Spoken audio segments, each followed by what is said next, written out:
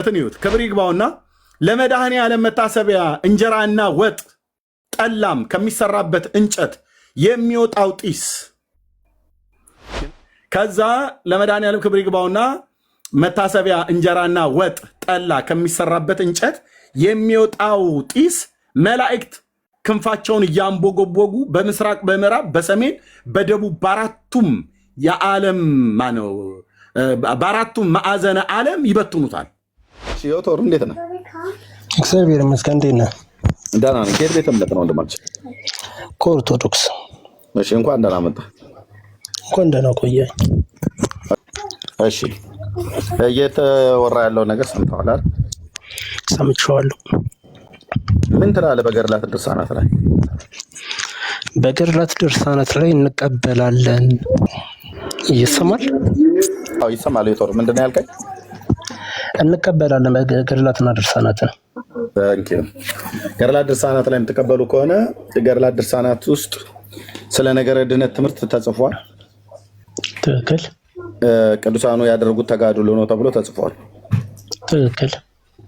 ከቅዱሳኑ ደግሞ በረከት ተካፋዮች እንድትሆኑም ጭምር ነው የተጻፉት አይደል መጽሐፍቶቹ። የእነሱን ስራ እየተመለከትን በእምነት እንድንመስላቸው። አዎ እሱም ብቻ ሳይሆን ደግሞ የተገባላቸው ቃል ኪዳን አለ አይደል? ቃል ኪዳናቸውን እየተጠቀምን የጻድቅ ዘር ጸሎት በስራው ኃይልን ታደርጋለች ስለሚል እሱን እንቀበላለን። ኦኬ። መንግስተ ሰማያት ለመግባት ነገረ ድህነትን የኢትዮጵያ ኦርቶዶክስ ተዋሕዶ ክርስቲያን የምታስተምረው እንደ መጽሐፍ ቅዱስ ነው አይደል? በመጽሐፍ ቅዱስ ነው። ከመጽሐፍ ቅዱስ ውጭ ነገረ ድህነትን የሚያስተምሩ መጽሐፍቶች የላትም። ኦኬ። በዘራ ብሩክ ገድል ላይ እንደው አሁን ዘራ ብሩክን ስላነሳው ማለት ነው፣ ሌሎቹንም እንደዚሁ መቀጠል እንችላለን። በየትኛው ገድላት ድርሳናት ላይ ለምሳሌ ዘራ ብሩክ ገድል ላይ ሰው መንግስተ ሰማያት የሚገባበትንና 22 ትውልዱ የሚማርበትን ተጽፏል። አንድ ታሪክ ዩዘር ሚዩት አድርገው ዩዘር በዚህ በአርሲ ውስጥ ስላለቁ ሰዎች ፎቶ ፕሮፋይል ፒክቸር ያደርገው ሚዩት አድርገው ወይ ሚዩት አድርግ ይወጣ ወንድ ኮንት ስምህን ስላለየኝ።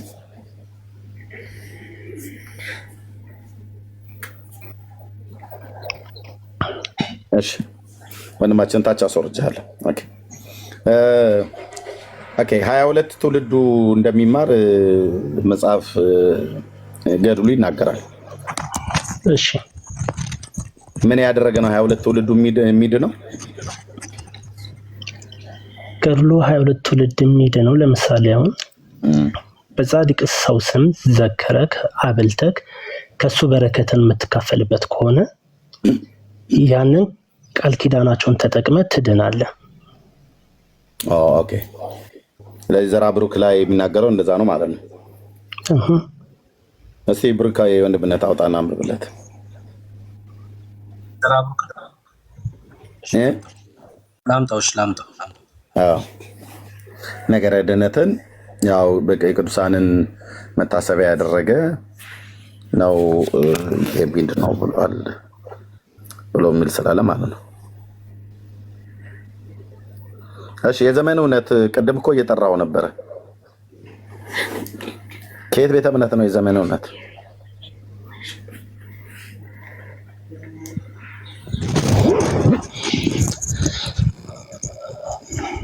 የዘመን እውነት ወይ እንዴት አመሻችሁ? ደህና ከየት ቤተ እምነት ነው ወንድሜ? ድምፅህ ሩቅ ነው፣ ትጣራህ አትመልስም። ለዛ ነው ያስወረድኩት። ኦርቶዶክስ ነኝ። ኦርቶዶክስ። እሺ ድምፅህን ከፍ አድርገው፣ ትንሽ ሚዩት አድርግና ጠብቀን። ይሰማል? ይሰማል፣ ግን ትንሽ ከፍ አድርገው፣ ግን ጠብቀን። ሚዩት አድርገው ከዮቶር ጋር ስለጀመረ ከዛ ወደ አንተ እንመጣለን። እሺ ዮቶር እያየኸው ነው? እያየሁት ነው። ኦኬ ያው አሁን እስኪ ሰው የዘላለምን ሕይወት 22 ትውልዱ የሚማረው ምን ያደረገ ነው ብሎ ይላል። ብሩኬ ያንብብለት። ምዕራፍ 22 23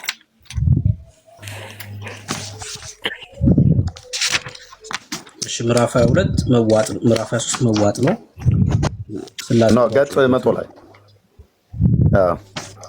ምዕራፍ 20 እሱ ማለት ነው። ገጽ 22 ምዕራፍ 22 ዮቶር ይታያል? ይታየኛል። እስኪ አንብበው ጄቶ። ያው ዳግመኛ እግዚአብሔር ለወዳጁ ብፁዕ ቅዱስ አባታችን ዘርዓ ብሩክ ቃል ኪዳን ሰጠው፣ እንዲህም አለው ከልብ ከጥፍር ከራስ ጸጉር ከጺም ከአጽናፍ ቁርጥ ወስዶ በእጅ የያዘ በክንዱም እንደ ማኅተብ ያሰረው በአንገቱ የቋጠረው በወገቡ እንደ ቅናት ቀበቶ አድርጎ የታጠቀው ኃጢአቱ ይሰረይለታል፣ በእግዚአብሔር ፊት ክብሩ ትበዛለች። ወንዶችና ሴቶች ልጆቹ የልጅ ልጆቹም እስከ 22 ትውልድ ድረስ ይድናሉ አለው። ታዲያ ምን ይገርማል? ኦኬ እሺ፣ ምን ያደረገ ነው 22 ትውልዱ ይድናል ብሎ ያለው? ከልብስ ከጥፍር ከራስ ጸጉር ከጺም ከአጽናፍ ቁርጥ ወስዶ ማኅተብ የያዘ በክንዱም እንደ ማኅተብ ያሰረው።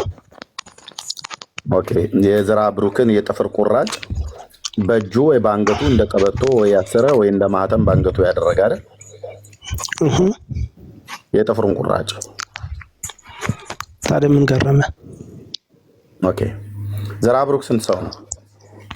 አንድ ሰው ስንት ጣቶች አሉት? አንድ ጣት።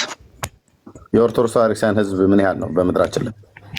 ኖ አንተ እኛ ዳኛችን ክርስቶስ እንጂ እኮ ዘርዓ ብሩክ አይደለም። የጠየቅኩ መልሰልኝ። የኢትዮጵያ ኦርቶዶክስ ክርስቲያን ህዝብ ስንት ነው? ሚሊዮን አይደል? በጣም ትልቅ ህዝብ ነው። እሺ ጥያቄ ነው። የኦርቶዶክስ ቤተክርስቲያን ህዝብ ትልቁ ህዝብ ስለሆነ በምድራችን ላይ የዘርዓ ብሩክን በረከት ይሄንን ቃል ኪዳን አምናለሁ ብሎ ቢል እና ቢያምን እና 22 ትውልዴ እንዲማርልኝ ይፈልጋለሁ ብሎ ይላል። ይኸው በእግዚአብሔር ፊት ክብሩ ትበዛለች፣ ወንዶችና ሴቶች ልጆችም ወንድምነት አሳየው። ወንዶችና ሴቶች ልጆችም እስከ 22 ትውልድ ይድናሉ። ቀጥሎ ያለውንም ሰባቱንም እንጨምርበት ወንድምነት። በከበረች በብፁዕ አባታችሁ ዘርዓ ብሩክም እጅ ክቡር ቆብና ቅዱስ አስኬማን ስጋ ማርያምን የሚባል ንጹሕ የደረት ልብስን ከቆዳ የተሰራ ቅንዓትን የተቀበለ ከዘላለማዊ እሳት ይድናል። ወንዶችና ሴቶች ልጆቹም እሳት ይድናል። ቀጥል። ይድናል። ወንዶችና ሴቶች ልጆቹም እስከ 7 ትውልድ ድረስ ይድናሉ አለ። 22 እና 7 ስንት ነው? ለየብቻ ነው እኮ። ስንት ነው? አታያይዞ ለየብቻ ነው። ለየብቻ ነው። ይሄኛው 7 ትውልድ የሚድነው ምን ያደረገ በሌላ ቃል ኪዳን ነው። ቆብና አስኬማ መጀመሪያ ጥፍር ያሰረው ግን ቆብ ከደፋው ይበልጣል ማለት ነው። ከላይ ያለው ጥፍርና ፀጉር ያሰረው 22 ትውልድ። ስለዚህ ኦኬ ቴንክ ዩ። ስለዚህ የዘርዓ ብሩክ ጥፍር 20 ጣቶች ነው ያሉት። 5 የእጅ 10 ከታች 5 የእግር 10 በድምሩ አንድ ሰው 20 ጣት አለው። እንደው ኤክስትራ የሆኑ አንዳንዶቹ ላይ ተቀጽላ የሆኑ እንደሚበቅሉ ብናቅም ማለት ነው። ኦኬ የጥፍሩን ቁራጭ የት ነው የሚገኘው? አሁን ከኦርቶዶክስ ህዝብ አኳያ ይሄንን በረከት 22 ትውልድ ይድናሉ ተብሎ ስለተባለ አሁን በውጭ ዓለም ላይ ሁሉ ያለ ሰው ስለሚሰማ የአየር ትኬት ከፍሎ ቢመጣ የዘርዓ ብሩክን ጥፍር ፀጉር ማለት የጥፍሩን ቁራጭና ፀጉሩን የት ነው የሚያገኘው? በአምሳያ ነው የሚሰጥክ። በአምሳያ ማለት አመሳስላችሁ የፈረስ አመሳስለን አይደለም። ይኸውልህ በመጀመሪያ ደረጃ ስማ እንጂ ሌላ ቃላቶችን አትናገር። ሌላ ቃላቶችን ማለት ከአንድ ከክርስቶስ ተከታይ ከሆነ ሰው በአምሳያው ነው ብለህ ስላልከኝ ስማኛ እንዴት ማለት ነው እንጂ የሚሻለው ከትልቅ ሰጡት እንዴት ነው ከብዙ ቃላቶችን ስላየሁት ነው። አምሳያ ማለት ይኸውልህ እንደ እምነት የሚደረግልክ ነገሮች ብዙ ነገሮች አሉ። ለምሳሌ አሁን ዘርዓ ብሩክ ገዳም ስትሄድ መቼም አንድ ሰው አንድ ጺም ነው ከሞተም በኋላ ላታገኘው ትችላለህ አይደለ? አይገኝም። ስለዚህ አምሳያ ጺማቸውን በምን ደረጃ ነው እኛ የምንቀበለው? በረከታቸውን በምን ደረጃ ነው የምንቀበለው? የመጀመሪያ ደረጃ የሰናፍጭ ቅንጣት ታክል እምነት ቢኖርክ ነው አይደለ? እምነት ብዬ ከያዝኩኝ የመጀመሪያ ደረጃ የዘርዓ ብሩክ ገዳም ብትሄድ አጸዶቹ በሙሉ ልክ እንደ ጺም ያዥጋሉ። እንደ ጺም ነው የሚያዥጉት። ሂደህ ማየት ትችላለህ። ታምሩ ዛፎቹ ማለት ነው። ዛፎቹ ተግባባን። እንደዚህ ቋላ አቦ ማለት ነው። ኤርሚ ኤክሰለንት። በቃ አለቀ።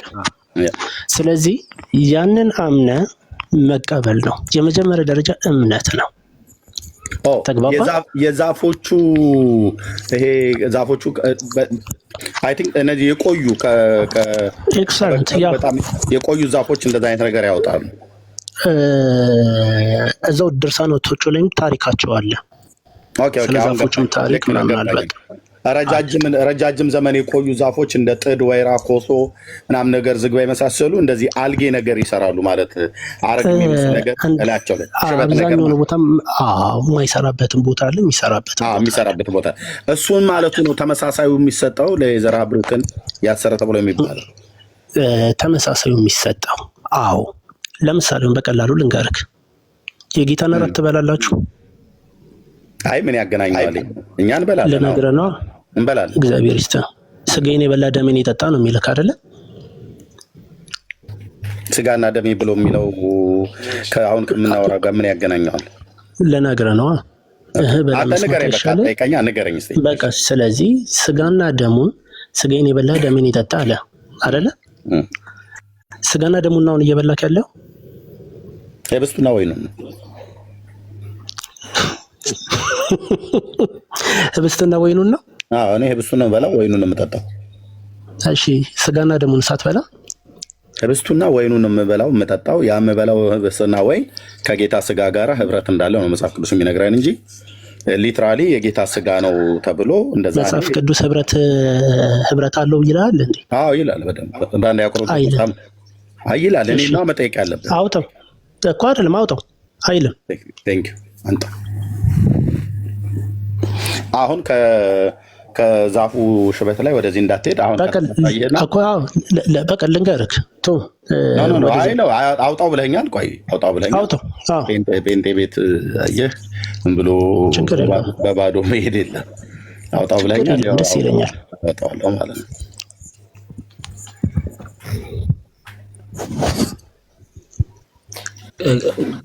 ወደዚህ ሀሳብ እንመለሳለን። ግን እኮ በኢትዮጵያ ኦርቶዶክስ ለምሳሌ እድሜ የጌታ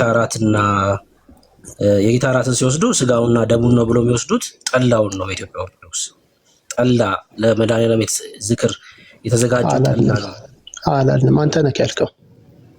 አላልንም አለ። ይሄን ሳላሳየውማ ቆይ ወደ የሚያል አላልንም ስላለ ማሳየው። ጠላ አላልንም እኛ። ስጋው ደሙ ነው አለቀ። ጠላ አላልንም ስላልክ ይኸውልህ ላሳይካ በማስረጃ ጠላ አላልንም ብላ ድርሳነ መድኃኒዓለም ወገን ለበባ ቆይ አሁን ለመጀመሪያ ጊዜ ጠላ ስጋና ደም ነው ያልነው እኛ እኮ። ላሳይክ እኮ እሱን እኮ ላሳይ ያልኩት እኮ። አውጣው እኮ እሺ ላሳይክ። ይኸው ድርሳነ መድኃኒዓለም ወገን ለበባ ሲሆን እሺ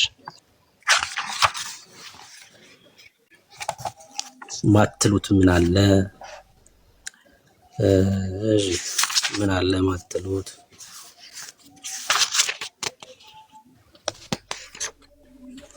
ሁለተኛው ተአምር ወንድምነት ወይ ኤርሚ። ኦኬ ሌላ ልታሳየው ነው?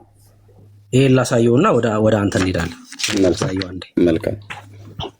ይኸው አይ ጠላው የጌታ ደምና ስጋ ነው አንልም ስላለ ይሄን ላሳየው። ይኸው ገጽ 108 ሊጡንም ማሳየው። ሊጡ ራሱ ክርስቶስ ነው እኮ ብለዋል። ቦሃቃውም ማርያም ነች ብለዋል። እሱን ሁሉ መታየት አለበት እዛ ከደረስክ ማለት ነው።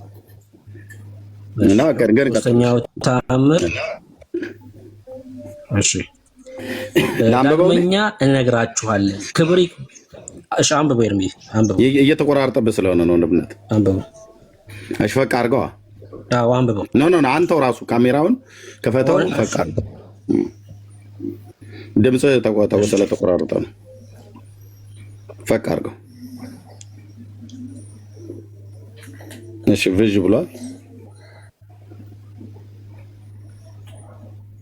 ወደ ምን ተንቀሳቀሰ መሰለኝ። ቪዥ አድርገዋል። አሁን አይታይም ኤርሚ? ቪዥ ብሏል።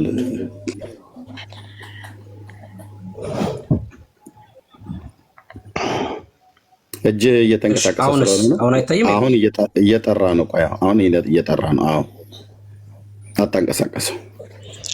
እሺ ዳግመኛ እንነግራችኋለን። ክብር ይግባውና የመድኃኔዓለም መታሰቢያ የሚደረግበት ሁሉ ከሌላ ጋር አይቀላቀልም። የመድኃኔዓለም መታሰቢያ ዝክሩ የሚሰራበት ከሌላ ጋር አይቀላቀልም ማለት ድስት ከሆነ ከሌላ ጋር አይቀላቀልም። ወጥ ስለተሰራበት የመድኃኔዓለም ጠላ ከሆነ የተጠመቀበት ማድጋው እንስራው ከሌላ ጋር አይቀላቀልም። ለምን? የሸክላውም ዕቃውም ሸክላ አይባልም። ለምሳሌ ድስቱ ከሸክላ ነው የሚሰራው፣ ማሰሮ ማድጋው ከሸክላ ነው የሚሰራው። ይሄ ሁሉ ውሃ የፈላበት ማሰሮ ማብራራት እኮ አይጠበቅብህም። የምታነበው ይገባኛል። የሸክላ ዕቃውንም ሸክላ አይባልም። ምን ይባላል? ንዋየ ቅድሳት እንጂ ካለ በኋላ ቀጥል ገለጣው ወንድምነት። ኦኬ እንጀራውም እንደ ቅዱስ ስጋው ጠላውም እንደ ክቡር ደሙ ነው። ጠላው ምንድነው? ክቡር ደሙ ነው። እንጀራውም እንደ ቅዱስ ስጋው ነው። ጠላውም እንደ ክቡር ደሙ ነው። ዕቃውም በእመቤታችን ይመሰላል። በውስጡም የተቦካው ሊጡ ማለት ነው። ክብር ይግባውና መድኃኔዓለምን ይመስላል። ሊጡ መድኃኔዓለም ነው። ኦኬ የተቦካበት ዕቃ ደግሞ ቦሃቃዋ ማርያም ነች፣ ኦርቶዶክስ ማለት ነው። ኦኬ ቁጥር 4 ቆይ መንበቤን መቼ ጨረስኩ? ልጨርሰዋ ዮቶሪ። እሺ ቀጥል። ችግር የለውም። ይህንም ቦሃቃማ እንደፈዋለን ስልህ በመድኃኔዓለም ኦኬ። የቦሃቃው ጉዳይ ማለቅ አለበት። ሊጡ ኢየሱስ ክርስቶስ ነው። ቦሃቃዋ ማርያም ነች። ማርያምን ቦሃቃ እያሉ ነው የሚጠሩት። ይኸውልህ በበሩ እሺ ካለ በኋላ ቁጥር 4 የመድኃኔዓለም መታሰቢያ የሚደረግበት ዕቃ ክብሩ እንደዚህ ከሆነ በማኅፀኗ የተሸከመችው እመቤታችን ማርያም ባልከበረች ነበር። የተሸከሙት ኪሩቤልና መስቀሉ ባልከበሩ ነበረ። ክብር ይግባውና ለመድኃኔዓለም የተባለው ሁሉ የከበረ ነው። እንደዚሁ የምንሰማው ሁላችንን ያክብረን። ይቅርታው ቸርነቱ የእናቱም ልመና በኦርቶዶክሳውያን ላይ ይዝነብባቸው ማለት ነው። ኦልሬዲ ዘንቧል ማለት ነው። እሺ የምንበላው ስጋን ብላ ያልከው ወደ ዘራ ብሩክ ላይ የምንሄደው ወንድምነት ተመለስ። የዘራ ብሩክ ላይ ይሄኛውን አንሳው ድርሳነ መድኃኔዓለምን። እኔ እዚህ ትልቁ ላይ ልሁንና አንዳፍታ የጌታን ራት ትበላላችሁ ይብለዋል። አዎ እንበላለን። የምንበላው ምኑን ነው? ህብስቱን ነው። የምንጠጣው ምን ነው? ወይኑን ነው። እኛ ደም አንጠጣም፣ ወይኑን ነው የምንጠጣው። እኛ ስጋ አንበላም። ምኑ ነው የምንበላው? እንጀራውን ነው የምንበላው። ልብ በል እንጀራውን ወይ ደግሞ በትክክለኛ በአይሁዳውያኑ ህብስቱን ነው የሚበላው፣ ቂጣው ማለት ነው። የፋሲካውን ቂጣን የበላው ጌታ ከግብፅ ምድር ሲወጡ የበሉትን ማለት ነው። ኦኬ እኔ ነኝ እያወራ ያለሁት እኛ የክርስቶስን አማናዊው ስጋ የበላኑ በዮሐንስ ወንጌል መጽሐፍ ምዕራፍ 6 መሰረት ነው። የዮሐንስ ወንጌል መጽሐፍ ምዕራፍ 6 ላይ አማናዊውን ስጋ እንዴት ነው የበላኑ? በእምነት ነው የበላኑ። ኦኬ አማናዊው ስጋ በእምነት ነው የበላኑ። በየት? በዮሐንስ 6 ላይ የተጻፈው መሰረት ማለት ነው። ዮሐንስ 6 በጥርስ ስለሚታኘከው ቂጣ አይደለም የሚያወራው።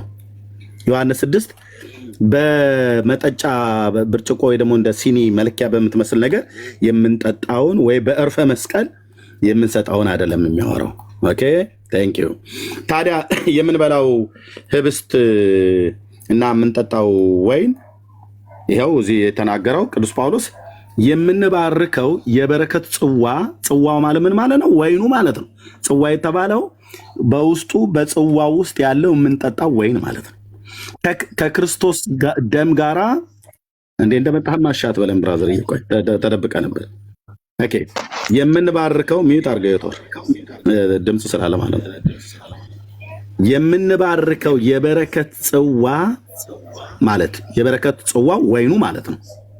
ከክርስቶስ ደም ጋራ ህብረት ያለው አይደለምን ይላል። አዎ ህብረት አለው ነው ብሎ የሚለው እንጂ ቀጥታ ያ ወይኑ የምትጠጡት ቀጥታ ደሙ ነው አይልም። ህብረት አለው ነው ብሎ የሚለው። የምንጠጣው ምንድነው? የወይን ጭማቂ ነው። ቪንቶ ነው። ከገበያ የገዛው ቪንቶ፣ እሱን ከገዛ ነው በኋላ ይባረካል በቤተክርስቲያን ስርዓት ማለት ነው። ከዛስ ያ የተባረከው ከተባረከ በኋላ ከጌታ ስጋና ከጌታ ደም ጋራ ህብስቱና ወይኑ ህብረት አለው።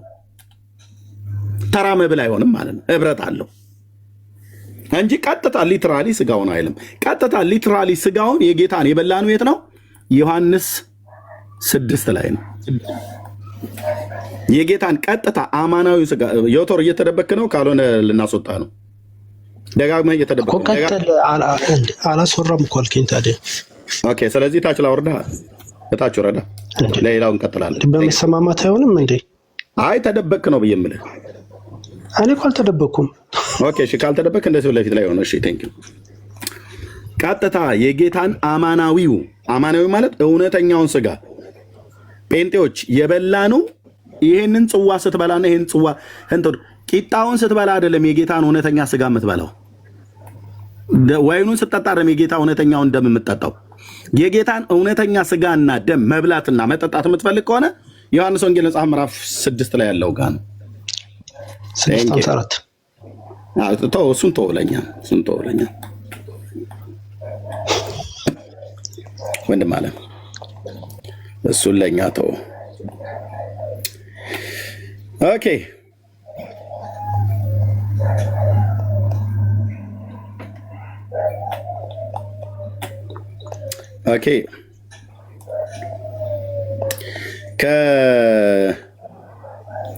የጌታን እውነተኛ ስጋ መብላት ትፈልጋላችሁ? እዚህ ያላችሁ ህዝበ ክርስቲያን የጌታን እውነተኛ ደም መጠጣት ትፈልጋላችሁ? ኑና ብሉ። የት? ኑና ጠጡ። የት? ዮሐንስ 6 ላይ ቁጥር 32 ጀምሮ እንዲህም አላቸው፣ እውነት እውነት እላችኋለሁ፣ እንመለሳለን ወደ ዘራ ብሩክ ወንድምነት ያዘው። እንዲህም አላቸው፣ እውነት እውነት እላችኋለሁ፣ እውነተኛ እንጀራ ከሰማይ የሚሰጣችሁ አባቴ ነው። ከሰማይ ነው እውነተኛ እንጀራ የሚሰጣችሁ አባቴ ነው ያለው። እውነተኛው እንጀራ ከየት ነው? ከሰማይ ነው። ሰጪውም አባቴ ነው ያለው። ከዛስ እንጂ ከሰማይ እንጀራ የሰጣችሁ ሙሴ አይደለም ካለ በኋላ እዛ የምድረ በዳውን ታሪክ እያነሱበት ማለት ነው። ጌታን ሲጠይቁት የእግዚአብሔርም እንጀራ ከሰማይ የሚወርድ ለዓለምም ሕይወት የሚሰጥ ነው። የእግዚአብሔር እንጀራ ከሰማይ የሚወርድ ለዓለምም ሕይወትን የሚሰጥ ነውና። ከዛ ምን አሉት? ገባቸው። አሁን ጌታ ሆይ ይህንን እንጀራ ዘወትር ስጠን አሉት። ዘወትር በቃ ስጠን። ዮቶር ሚዩት አድርገው ፕሊስ። እንሰጠን ኤኮ አለው ማይክን ስለከፈትክ። ኦኬ። ኢየሱስም እንዲህ አላቸው፣ የህይወት እንጀራ ይህን ህይወት ማግኘት ትፈልጋላችሁ? የህይወት እንጀራ ጸሎተ ሐሙስ ላይ ቆርጬ የምሰጣችሁ ቂጣ ነው አላለም። ቻለው።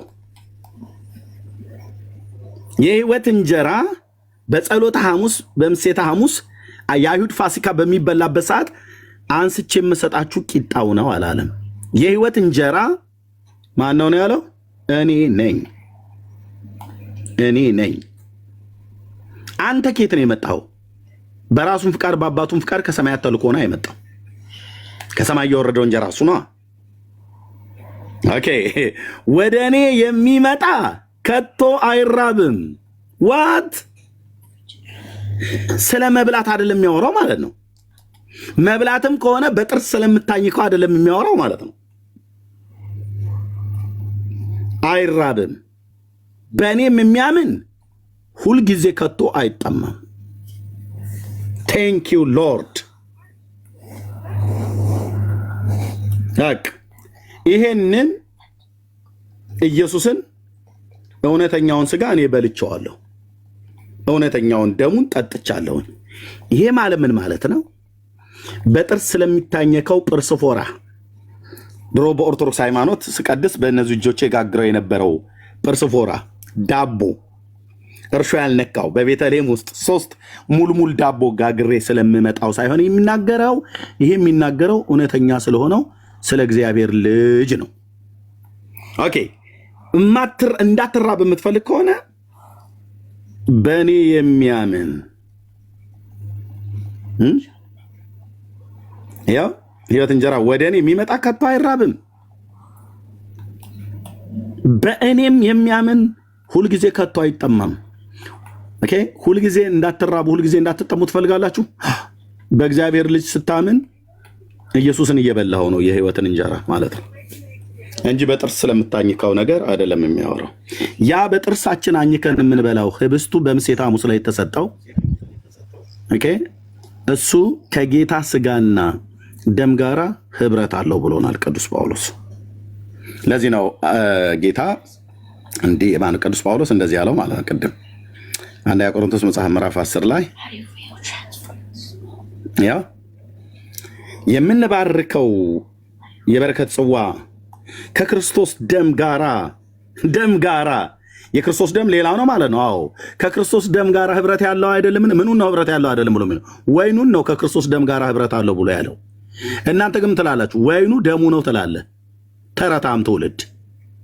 ተረታም ትውልድ አልኩ። ደሙ የእግዚአብሔር ልጅ ደም መቼ ነው የፈሰሰው? አርብ ከፈሰሰው ደሙ ጋር ምሴተ ሐሙስ ላይ የሰጣቸው ወይኑ እሱ ህብረት አለው እያለ ነው። የሚናቅ ስርዓት አይደለም። አዎ አክብረን የምንወስደው። አዎ እኔ ፔንቴኮስታል ነኝ፣ በቤተክርስቲያናችን እንወስዳለን። ግን ምን ብለን ነው የምንወስደው? የጌታ እራት ብለን ማለት ነው። አማናዊ ስጋ አማናዊ ደም እሱ የተረታ ተረቶች ወሬ ነው። ይኸው ከጌታ ከክርስቶስ ደም ጋራ የክርስቶስ ደም ከሆነ የክርስቶስ ደም ከክርስቶስ ደም ጋራ ህብረት አለው ይላል አይልም። ህብረት አለው ብሎ ያለው ነው ወይኑን ነው ከክርስቶስ ደም ጋራ ህብረት አለው ብሎ ያለው። ቂጣውን ነው ከክርስቶስ ስጋ ጋራ ህብረት አለው ብሎ ያለው። እዚህ ጋር እንጀራ ተብሎ ስለተጻፈ እንጂ ቀጥታ መጻፍ የነበረበት ቂጣ ነው። ለምን ቂጣ የሚባለው? የአይሁድ የፋሲካ ቂጣ ላይ ነው ይህንን ስርዓት ያደረገው ጌታ። ያ በዘጸአት እርሾ ያልነካውን የበሉበት ማለት ነው። አዎ ስለዚህ በቤተክርስቲያናችን ተቆርሶ በወር አንድ ጊዜ የምንወስደው የጌታ እራት ተብሎ የተባለው ያ ህብስቱ ከጌታ ስጋ ጋራ ከክርስቶስ ስጋ ጋራ ምን አለው? ህብረት አለው።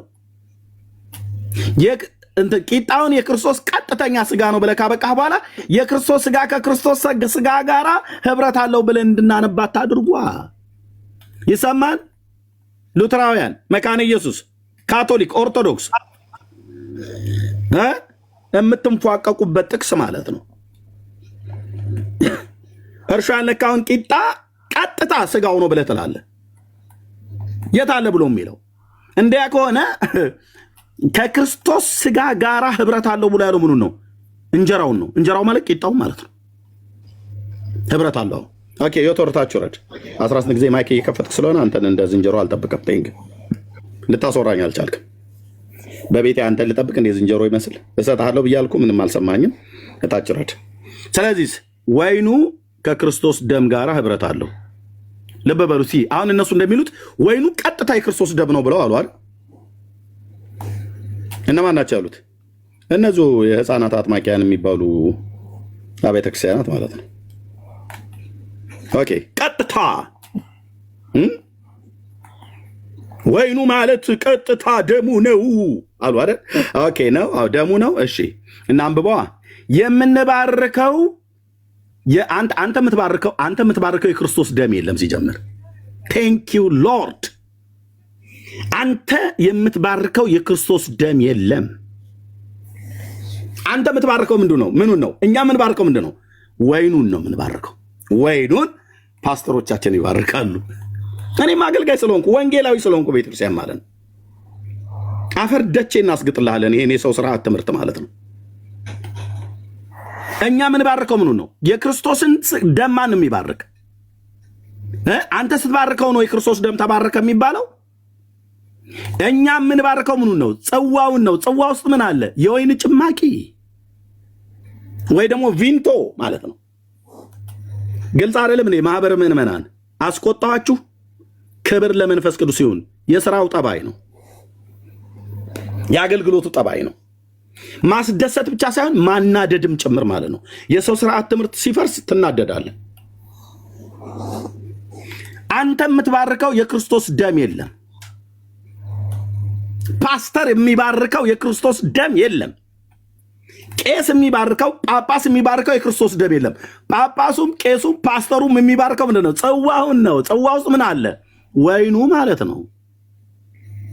እና ያ የምንባርከው ወይን ከክርስቶስ ደም ቀራንዮ ላይ ከፈሰሰው ከእግዚአብሔር ልጅ ደም ጋር ህብረት አለው ይላል። አለቀ። እንዴት አይነት የተባረከ ሐዋርያ ነው! ስለዚህ ዳር ያዙ። መካነ ኢየሱስ፣ ሉተራውያን፣ ኦርቶዶክስ፣ ካቶሊክ ዳር ያዝ ስንልህ ዳር ያዝ። እሺ እነሱ እንደሚሉት እስኪ እንበል። የምንባርከው የክርስቶስ ደም ከክርስቶስ ደም ጋር ህብረት አለው። እንዲህ ሴንስ ያደርጋሉ ወንድሞች ናቶች። የምንባርከው የክርስቶስ ደም ከክርስቶስ ደም ጋር ህብረት ያለው አይደለምን? ይነበባል? እንደዚህ አይነበብም። አይነበብም። ቢነበብ ሴንስ ይሰጣል? አይሰጥም። አቤት ጳውሎስ ነገሩን ብልሽት ሽት አድርገው ትሄድ። ለሃይማኖተኞች ራስ ምታት ማለት ነው። ሉተር የሚባለው ይሄ ጀርመናዊው ሰውዬ እየተንፏቀቀ ከካቶሊክ ቤተክርስቲያን ይዞት የመጣው ኮተት ነው። ወይኑ ቀጥታ ደሙ ነው ብሎ የሚለው ማለት ነው። ዳርያስ ኮተታም ትውልድ ዳርያስ አንብበን ያለ ሉተር አንብበን መጽሐፍ ቅዱስን የማንረዳ ሰዎች አይደለን። በደንብ የሚገባን አማርኛው። የምንባርከው ምኑ ነው? ጽዋውን ነው። ጽዋ ምንድን ነው? መጠጫ ማለት ነው። እዛ ወይን ውስጥ በዛ በመጠጫው ጽዋ ውስጥ ምን አለ? ወይኑ አለ ማለት ነው። እሱ ነው የምትባርከው። ካህናቱ ወይ ደግሞ ፓስተሮቹ የሚባርኩት ጽዋ ውስጥ ያለውን የወይን ጭማቂ ነው፣ ወይ ደግሞ ቪንቶ ማለት ነው። ያ ፓስተሮቻችን የሚባርኩት ከክርስቶስ ደም ቀራንዮ ጋር ከፈሰሰው ከእውነተኛው ደም ጋር ህብረት ያለው አይደለምን ይላል። አዎ ህብረት አለው ነው። የምንቆርሰው ቂጣ ወይ እንጀራ በኢትዮጵያ አማርኛ የተጻፈው ቀራንዮ ላይ ከተቆረሰው ከክርስቶስ ስጋ ጋር ህብረት ያለው አይደለምን? አዎ አለው። አለቅ። ስለዚህ አንድ እንጀራ ስለሆነ እኛ ብዙዎች ስንሆን አንድ ስጋ ነን። ሁላችን ያን አንዱን እንጀራ አንዱን ቂጣ ማለት ነው እንከፋፈላለን። እሳይ ነው። አዎ ምኑን? አንዱን እንጀራ ቂጣው ነው የምትከፋፈለው። የተባረከልህን ቂጣ ትከፋፈላለህ፣ እንከፋፈላለን ማለት ነው። አምጥተው ይሰጡናል። በትልቅ ክብር እንወስደዋለን ማለት ነው። ቴንኪዩ ካኑማ ብራዘር ተንፏቀቅ። እንግዲህ አሁን ወር ሙሉ የቤት ስራ ሰጥሃለሁ። ሚስጥራት በሚስጥራቱ ሚስጥራት ዳርያስ ምን የትኛው ሚስጥር ነው አንተ የምታወራው? ኦርቶዶክስ እንዲህ ያለች ነው ህዝቡን አጨናብሳ ገደል የከተተችው። ሚስጥር ብላ ትልሃለች። ከመገበሪያ ቤት ረቂቅ ማለት ዱቄት ማለት ነው። አቃቢቷ የፈጨችው ዱቄት በመጅ በላ የፈጨችው ማለት ነው። ወንዱ ሚው ሴቱ ዱቄቱን አንድ ቦታ ላይ ይቀመጥልናል። ማየቃ የሚባል አለ። ማይውሃ ማለት ነው። በማየቃ ይቀመጣል። ከዛ ከመገበሪያ ቤት እስቲ አንድ ኦርቶዶክስ ዲያቆን ገብቶ ተሳስተሃል ይበልን ይጋመጡ አይልም። መገበሪያ ቤት አስቀድሞ ስንዴ ይገመለው ከገበሬዎቹ ፈሰስ የሚባል የሚሰጣለ። ከዛ ይመጣና አቃቢቷ ወይ አቃቢው ወንዱ፣ ሴት ከሆነች አቃቢቷ፣ ወንድ ከሆነ አቃቢው ይለቅመዋል በጥንቃቄ። እንክርዳድ፣ ያይጣር፣ አፈር ምናምን ነገር እንዳይኖር በጥንቃቄ ይለቀማል። እየሰማ ነው ኦርቶዶክሳዊ ወንድሜ? አዎ ሚስጥር ብላ ኦርቶዶክስ የምታላዝንበትን ልንገርህ። እነዚህ እጆቼ የጋገሩት ቆንጅዬ ኦርቶዶክስ ቤተክርስቲያን ዲያቆን ነበርኩ። እዛ ይለቀምና እዛ በወፍጮና በመጅ ላ ትፈጨዋለች ወይ ፈጨዋል አቃቢ ወንዱ ከሆነ። ከዛ ያ የተፈጨው ዱቄት ረቂቅ ይባላል። ይቋጠርና ይቀመጣል። እርሾ አይነካውም። ማይ ውሃ ደግሞ አለ በማይቃ ተቀምጦ። ከዛስ ዲያቆኑ ፍሬ ሰሞነኛ የሆነው እንደኔ አይነቱ ይሄድና ከዛ አንስተን እንወስደውና ቀጥታ በአማርኛ ሆኖ የምነግርህ በግዕዝ መደባበቅ የሚባል የለም። ቤተልሔም ሄደን እናቦካዋለን። ምንም እርሾ አይገባበትም። እናቦካዋለን።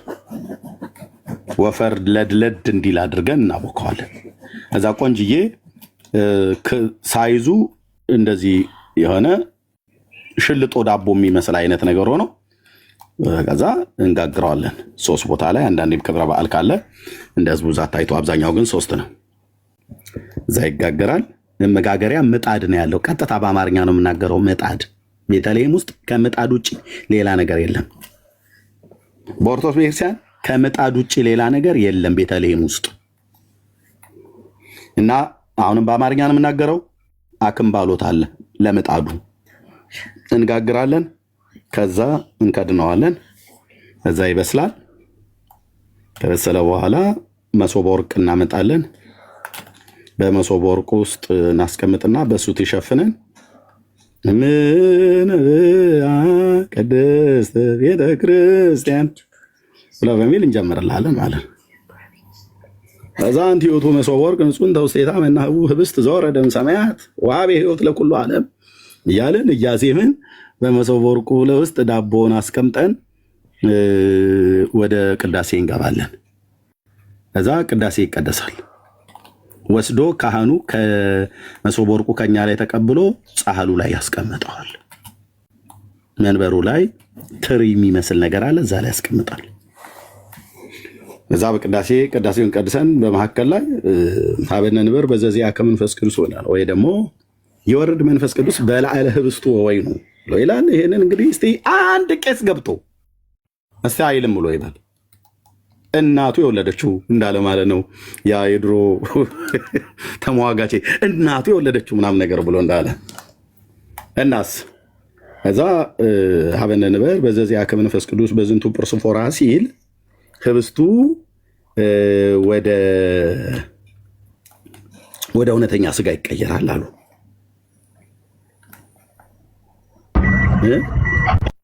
ወደ እውነተኛ ስጋ ይቀየራል አለ። መቼ? ሀበነ ንበር ብሎ ሲል በገድለ ክርስቶስ ሰምራ ላይ መልአክ ከሰማይ ይመጣና ኖ ህብስቱ በመሶበ ወርቅ ውስጥ ሆኖ ህፃን ይሆናል። መሶበ ወርቋ ደግሞ ቆንጅዬ ልጃገረድ ሴት ትሆናለች። ከዛ ካህኑ ቅዳሴውን እየቀደሰ እያለ ሀበነ ንበር ብሎ ሲል ወይ ደግሞ የወርድ መንፈስ ቅዱስ የወርድ መንፈስ ቅዱስ በላዕለ ህብስቱ ወወይኑ ብሎ ሲል አይደል ማን ነው ሀበነ ንበር ነው እንጂ በዘዚአከ መንፈስ ቅዱስ ብሎ ሲል ወደ እውነተኛ ስጋ ይለወጣል። ከዛ መልአኩ ለቄሱ ያመጣና ህፃኑን እንዲያርደው ትላለች። ቃል በቃል እኮ ነው በየምለ ቃል በቃል በኦርቶዶክስ ቤተክርስቲያን ቅዳሴ ላይ በየቅዳሴው ዕለት ህፃን ነው የሚታረደው። እራሳቸው ናቸው ያሉት። የት ድርሳነ ማነው ገድለ ክርስቶስ ሰምራ ላይ ያ ህፃን ከየት የመጣ ነው? ያ ህብስቱ ተቀይሮ ምን አልከኝ ወንድምነት? ወርሃ የካቲት ላይ ዘወርሃ የካቲት ገድለ ክርስቶስ ሰምራ ማለት ነው። እኛ ያለ መረጃ አናወራ እንዴ? ትገባለህ ወንድም፣ የእውነት ነብይ የምልህ መረጃ እስኪ ነስር ድረስ ነው የምንነግረህ። በኦርቶዶክስ ቤተክርስቲያን ቅዳሴ ዕለት ዕለት ህፃናት ነው የሚታረዱት። ያው ልታወራ እንሰጣቸዋለን። ስለዚህ ይህንን አይነት ስርዓት ጌታ ኢየሱስ አልሰጠንም። አሁን ወደ ጥፍሩ ተመለስ ወንድምነት። ዮቶር ነው የገባው። ወደ ጥፍሩ ተመለስ። እሺ አንድ ጥያቄ እዚሁ ላይ ሳትወጣ ኖ የለም ካልሆነ ታይ ነው የምትወርደው ብራዘር፣ እታች ነው የምትወርደው ስልህ እታች ነው የምትወርደው። ከተረት ለማምለጥ ነው እዚህ ጋር የገባው። ቅዱስ ቁርባን ላይ እኛ ፕሮግራም ብለን ቤት ስንከፍት አንዳችሁም አትመጡ። አንዳችሁም 654 ነው አንብብልኝና ከዛ በኋላ አላነብልም ብራዘር። ጥፍሩ ላይ ተመለስ ወደ ጥፍሩ ላይ እንደምትረታ አውቀዋል ማለት ነው። ግድ የለህም ብራዘር፣ ግድ የለህም። በጴንጤ ፊት እኮ መቆም አቃታችሁ ኦርቶዶክሳውያን። ጨርስና ከዛ ለዘመን እንልቀቅለት። ጥፍርህና ታዲያም በስትባል ካላነበብክ ታዲያ ምን ዋጋ አለው? ጥፍራችሁና ፀጉራችሁ ሲነካ ነው ተንደርድረው ወደዚህ የገባው። እደግመዋለሁ፣ በጴንጤ ፊት የመቆም ነገር የላችሁም። አሁን ጥፍርና ፀጉሩን እስቲ በቃ እስቲ አስወራ ሰው አስወራ። መጀመሪያ ዲያቆን ዘማርያም ሲፈልጉ ነበር። አውራው ወንድምነት አውራው። አሁን ምዕመን አይደለም መሰብሰብ እና ዲያቆን ዘማርያም ሲፈልጉ እሺ ወደ እምነት አውራ ጥፍሩ ላይ እሺ ዮቶር ይኸውልህ ዮቶር በመጀመሪያ ደረጃ ይኸውልህ አንድ ጥያቄ ስትጠየቅ ይሰማኛል። አሁን የሚሰማል እኔ ይሰማል። ጥፍሩን እንጨርስና አነበብክልኝ አይደለ?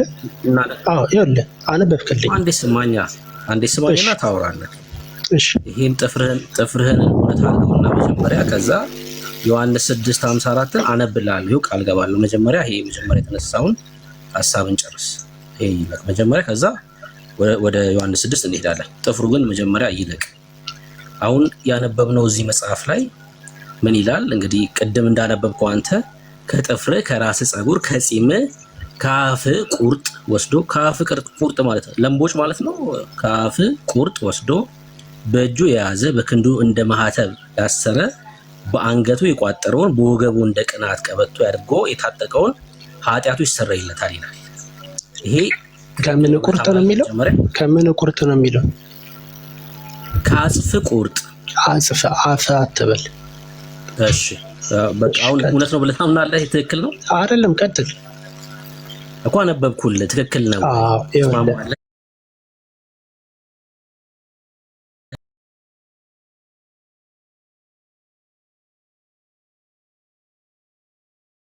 ወይም ማንበብ ሲያቀትህ ከአፍ አትበል፣ ከአጽፍ ነው። አጽፍ ምንድን ነው? ጨርቅ ነው። ሌላ ጉዳይ። ስለዚህ ምንም ይሁን አሁን እውነት ነው ለሌሎቹ ይሄ ከአንተ በታች ላሉት የአንተ አማኞች ላይ ምን ይሆናል መሰለህ? ጎበዝ በርታ የሚያስብል አሁን እውነት ነው። በቃ እውነት ነው። አለቀ። እውነት ነው። አዎ ትክክል ነው። መጽሐፍ ቅዱሳዊ አድርገን አሁን አጽፍ ብሎ የሚለውን አፍ ብሎ ስላለው እንትን ከሆነ ሄድ መጽሐፍ አምጣ። ኦኬ በቃ ተወኩት። ኖ ቆይ አይ የሆነ ከአንተ በታች ላሉት አንተ ነው ያኛው ብሉዋን አምጣ። ኦኬ ይሄ እንዴት ብለህ ነው የምታነበው? ይሄን ክፍል ስታነበው ምን ብለህ ታነበዋለህ? አንድ ዳጸ ልሳን የተባሉ ወይ አንደበት ስህተት ቃላት አግኝተህ ልክ አሁን አንተ እሱ ህዝብን ለማሳሳት ብሎ እንደተናገረ ነገር አድርገህ ያቀረብከው ላይ እንደዛ ብለህ ካል እስኪ እንደዚህ አይነቱን ስታገኘው ምን ብለህ ነው የምታነበው? እኔ አሁን ይሄን ምን ብዬ እንዳነበብኩት አሳያለሁ። ጤና ስላሴ ማለት ነው።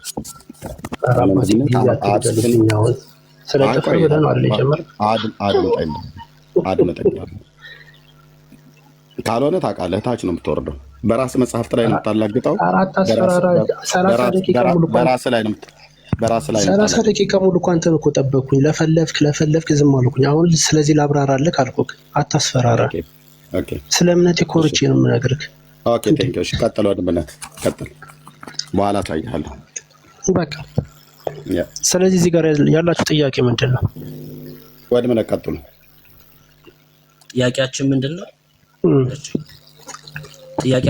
ነው? እሺ የዘራ ብሩክን ጥፍር ከራሱ ጸጉር ከአስፉ ቁርጥ ወስዶ በእጁ የያዘ በክንዱም እንደ ማተብ ያሰረ በአንገቱ የቋጠረ በወገቡ እንደ ቅናት ቀበቶ አድርጎ የታጠቀ ኃጢአቱ ይሰረይለታል። መጽሐፍ ቅዱስ እንደ እምነት ይደረግልህ ይላል አይደል መጽሐፍ? በጥቅስ ነው። ጥቅስ ነገርንና አውጥተን ለዚህ መጽሐፍ ቅዱስ ማስረጃውና ላይሆን የሚለውን እናየዋለን። ያለ አሁን መጽሐፍ ቅዱስ ላይ ከገባ ወጣክ ትለኛለህ። እሺ ትጠብቀኛለህ? ወጣት ለኛ ጥቅስ ነው። አይ ነገር እኛ እናወጣለን ጥቅሱን። በቃ አንደኛ እናወጣለን። በቃ አንደኛ የጳውሎስን እንትን አውጣልኝ። የጳውሎስን ማለት በቀላሉ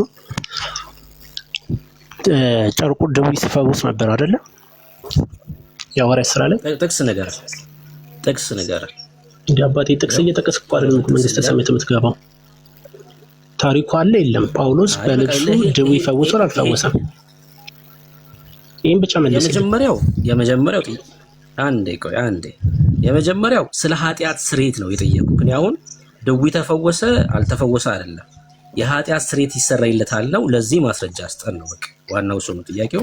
የኃጢአት ስርየት በዘራ ብሩክ ጥፍሩ በራሱ ጸጉር የኃጢአት ስርየት ይገኛል ይላል። ለዚህ ማስረጃ አስጠን። ምን ላይ ነው እያልኩ ያለሁትን ስማኝ። መጀመሪያ ከሰማኸኝ አንተ እኔ ሳወራ የምታቋርጠኝ ከሆነ ቻው ነው የምንባባለው። ምክንያቱም አንተ 30 ደቂቃ ስትለፈልፍ ዝም ብዬ ነው የሰማሁህ። ጥቅስ ስጠን ወዳጅ። አሁን ምንም እኮ እየየ ያስፈልግም ሮሮ ያስፈልግም። ማስረጃ ጥቅስ ንገረን። የሰማን ነው እድል እየሰጠሁህ ነው እንድታወራ። ጥቅስ ነው እኮ እያልኩ ያለሁት። ምኑን ነው አንተ የፈለከው? ለአምስተኛ ጊዜ በዘራ ብሩክ ጥፍር በዘራ ብሩክ ጥፍር በፀጉሩ በአጽፉ በክንዱ ላይ ሰው ሲያስር የኃጢአት ስርየት ያስገኛል ይላል። ለዚህ መጽሐፍ ቅዱሳዊ ማስረጃ መጽሐፍ ቅዱሳዊ ማስረጃ ነው የምትፈልገው አይደለ? ኃይል ምንድነው በመጽሐፍ ቅዱስ? ይሄን ብቻ ንገረኝ። ጥቅስ ንገረን ወዳጄ። ኃይሉ ኃይላት ምናምን ጥቅስ ማስረጃ አባቴ። ይኸውልህ በመጀመሪያ ደረጃ ኃይል የሚለው ማዳንን ይገልጻል አይደለ በመጽሐፍ ቅዱስ። ስለዚህ የጻድቅ ሰው ጸሎት ጥቅስ ነው የጠየቁት። የጻድቅ ሰው ጸሎት በስራዋ ኃይልን ታደርጋለች ይላል አይደል? ጥቅስ ንገረን። አሁን የጻድቅ ሰው ጸሎት አንተ የምትላቸውን ጥቅሶች እኛ ገና ወደ ክርስትና መተን ደህንነት ስንማር የምናውቃቸው ጥቅሶች ናቸው። የጳውሎስ ጨርቅ ስትል አመለጥክ። የጳውሎስ ጨርቅ ስትል የት ጋር እያወራህ እንደሆነ፣ የጻድቅ ጸሎት ስትል የት ጋር እያወራህ እንደሆነ ድሮ ነው የምናውቀው እኛ። በቃ ገና ወደ ክርስትና መተን ደህንነት ስንማር የተማርነው ነው። በቃ አለቀ። ግን አንተ ሰምተህ ነው እየነገርከን መተህ እዚህ የምታወራው ሰምተህ ነው። ባይሆንማ ክፍሉ ምን እንደሆነ ስለምታነብ አትጠቅስም በድፍረት። የጻድቅ ሰው ጸሎት ሲል ምን እያለ እንደሆነ፣ የጳውሎስ ጨርቅ ሲል ምን እያለ እንደሆነ ስለምታውቅ አትጠቅስም በድፍረት። የለም ይሄ የተረገመ ትምህርት ነው ብለህ ነበር የምትወርደው። ለዛ ነው ጥቅስ የምንላችሁ፣ ሰምታችሁ ስለምታወሩ። መጽሐፍ ቅዱስን አንብባችሁ ሳይሆን ሰዎች ሲያወሩ ሰምታችሁ ነው የምትናገሩት። ለዛ ነው ጥቅሱን የምንላችሁ፣ እንድታነቡ ክፍሉን እንድታቁት እንጂ እነግርሃለን፣ ችግር የለውም። አይደለም 2 እና 3 ጥቅስ የትኛውም የመጽሐፍ ቅዱስ ክፍል ላይ ሐሳብ ብትነግረን ጥቅሱን እናወጣልሃለን። ክርስቲያኖች ስለሆነም ማለት ነው። በቃ ክርስቲያኖች ስለሆነ ነው። አንተ የምትለውን የጠየቅኩን ጥያቄ ግን የሚመልስ አይደለም ያ ክፍል። አንተም አንብበኸው አይደለም ሰምተህ ስለሆነ ነው። እሺ ይዘህ መጣህ ወዳጄ። ይሰማል አይደለ? በደንብ ይሰማል። እሺ የመጀመሪያ ደረጃ አንተ ስላላመንክ እንደዚህ ነው ብለህ ጀጅ ማድረግን አቁም። እኔ የጻድቅ ሰው ጸሎት በስራው ኃይልን ታደርጋለች። በቃ አለቀ። ጥቅስ ንገረን አልኩህ ዮቶር። 1 ደቂቃ ጠብቀኝ አልኩህ እኮ ለዛ ነው ስወጣ ይመለሳል። ምክንያቱም የዮሐንስ መልእክት ምዕራፍ 5 አካባቢ ነው እኮ ይዤ ልምጣ። 1 ደቂቃ ጠብቀኝ እኮ አልኩህ እንዴ። ይዘና አልኩህ እኮ ይዘና 1 ደቂቃ አይደለም 10 ደቂቃ። 1 ዮሐንስ መልእክት ላይ ደግሞ አይደለም። አትልፋ። 1 ዮሐንስ መልእክት ላይ አይደለም ጥቅሱ ያለው ሲጀምር።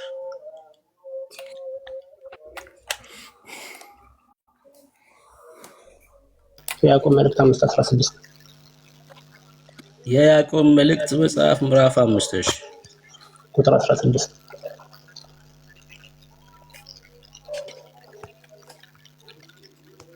ቁጥር 16 እሺ ይኸው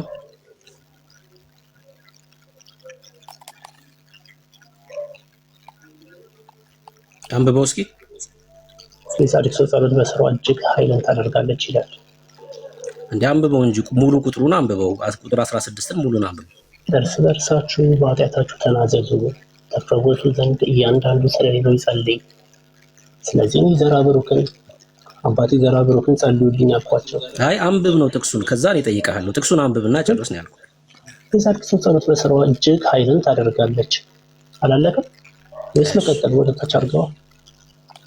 የተነሳንበት ወንድምነት የታለ ጥፍሩ? የታለ ጸጉሩ? የታለ አጽፍ ቆርጠህ ተባለው? ያሳየን። ከዚህ ጀምሮ ብሩክ ዳኒ ይቅርታ አድርግልኝ ማለት ከአንድ ክርስቲያን የማይጠበቁ አጓጉል ቃላቶች ናቸው። ሰው እንዲያምኑ የሌለውን መስደብና ማንቋሸሽ አይጠበቅብህ አይደለም። ቆይ ምን ነው አጓጉል የሆነው? አይ ምንም እኮ ማለት አይጠበቅብህ። ምን ነው አጓጉል የሆነው? በሐሰት ነው እየከሰስክ ያለው። ምኑን እናስጨርስክ ነው? ጥፍር ማለት ነው ኤርሚ። ይኸው ጥፍር ከአጽፍ ይላል፣ ከጥፍር ይላል፣ አለቀ በቃ አለ። ከዛ ደግሞ ምን ይላል? እና ታዲያ ለምንድን ነው ስድመ ነው አጸያፊ ነገር ብለህ የምትለው? ምን አልኩኝ? አሁን ያዕቆብን ስጠቅስ ከጥፍሩና ከፀጉሩ አጽፍ ቆርጦ አንተ ጥፍርና ፀጉር ፍለጋ ነው እንዲህ መጽሐፍ ቅዱስ ላይ የምትሄደው? ኖ ዘርአ ብሩክ ላይ እዚህ ጋር የተጠቀሰው 22 ትውልድ ድናል ተብሎ የተባለው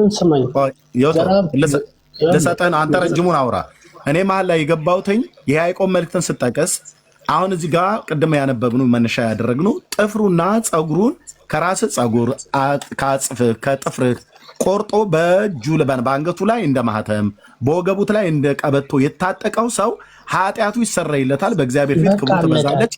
22 ቆይ አድመጠኝ፣ 22 ትውልዱ ይድናል ብሎ የሚለውን በያዕቆብ ላይ የጠቀስከው ጥቅስ አረጋጋጭ አይደለም። ከሆነ ግን ጥፍሩና ፀጉሩን ከያዕቆብ ላይ ጥፍርና ፀጉር ያሰረ ኃጢአቱ ይሰረይለታል ብሎ የሚለውን እሱን ጭምር አሳየን። አውራ ከብሩኬ ጋር እዚህ ጋር ነው ልዩነታችን። ብሩኬ ያውራ። እሺ እኔ ልቀጥል? ትችላለህ። አውሩ ከአንተ አሁን የቶራ አውራ፣ ከዛ ከብሩኬ ጋር ታወራለህ። የመጀመሪያ ደረጃ ጥፍር፣ ፀጉር፣ ገለመሌ እያለ መጽሐፍ ቅዱስ አይዘረዝርልህ። የመጀመሪያ ደረጃ። ሁለተኛ የጻድቅ ሰው ጸሎት በሰዋችን ዞሮ አስጨርሰኝ። ማስጨረስ ትችላለህ? ለዚህ እኮ ነው እናንተ መስማት ስለማትችሉ እኮ አስጨረስ።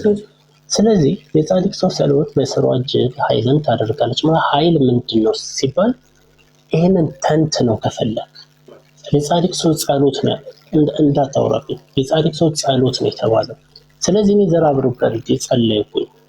ስለዚህ የእሳቸው በረከት እንዲያድርብኝ፣ የእሳቸው ጸጋ እንዲያድርብኝ ቃል ኪዳን የተገባላቸው እዛ ገድላቸው ላይ የተዘረዘሩት። ምክንያቱም የትየሌላ ዓመት ነው ጥፍርና ፀጉር ብሎ መጽሐፍ ቅዱስ መጥቶ ቁጭ እንዲያደርግላት አትፈልግ። ምክንያቱም መጽሐፍ ቅዱስ የተጻፈበት ዘመንና ዘርአ ብሩክ የነበሩበት ዘመን የትየሌላ ነው፣ አይገናኝም። ስለዚህ ዘርአ ብሩክ እንኳን ተብሎ እንኳን በመጽሐፍ ቅዱስ ላይ ስማቸውም የለም። ተግባብተናል። ስለዚህ አንተ በቃ ሻውን ላውራ አልጨረስክም? ልቀጥል? ጥያቄ ልጠይቅህ። አወራ ካሁን እኔ የዘርአ ብሩክ ስም ተጽፏል ወይ ጥፍር ተጽፏል ወይ አይደለም፣ ለእነሱ በተገባ ቃል ኪዳን የኃጢአት ስርየት ይገኛል የሚል ስለሆነ ሀሳቡ በጻድቅ ቃል ኪዳን የኃጢአት ስርየት እንደሚገኝ አሳየን። አሁን እዚህ ክፍል ላይ ጥያቄ ልጠይቅህ። ማቴዎስ አንተ እንደምታወራው እንደማይሳይ እባክህ ቆይ አንዴ ወዳጅ፣ የጠቀስከውን ጥቅስ አውርተን ነው የምንሄደው። ዝም ብለህ እንደ አሁን መጽሐፍ ቅዱስ ተጠቅሶ ጴንጤዎች ቤት አይካሄድም። በቃ ልክ እንዳሉን አሳይተን ሁለተኛ እንዳትደግሙ ነግረን ነው ወደ ሌላ ጥቅስ የምትሄደው። ማቴዎስ ጋር ሄድልሃለሁ፣ ችግር የለም። ጥቅሱ ላይ ከእናንተ የታመመ ማንም ቢኖር ከእናንተ የታመመ ማንም ቢኖር የቤተ ክርስቲያን ሽማግሌዎች ወደ እርሱ ይጥራ፣ በጌታም ስም እርሱን ዘይት ቀብተው ይጸልዩለት። ከእናንተ ምን ያለ ቢኖር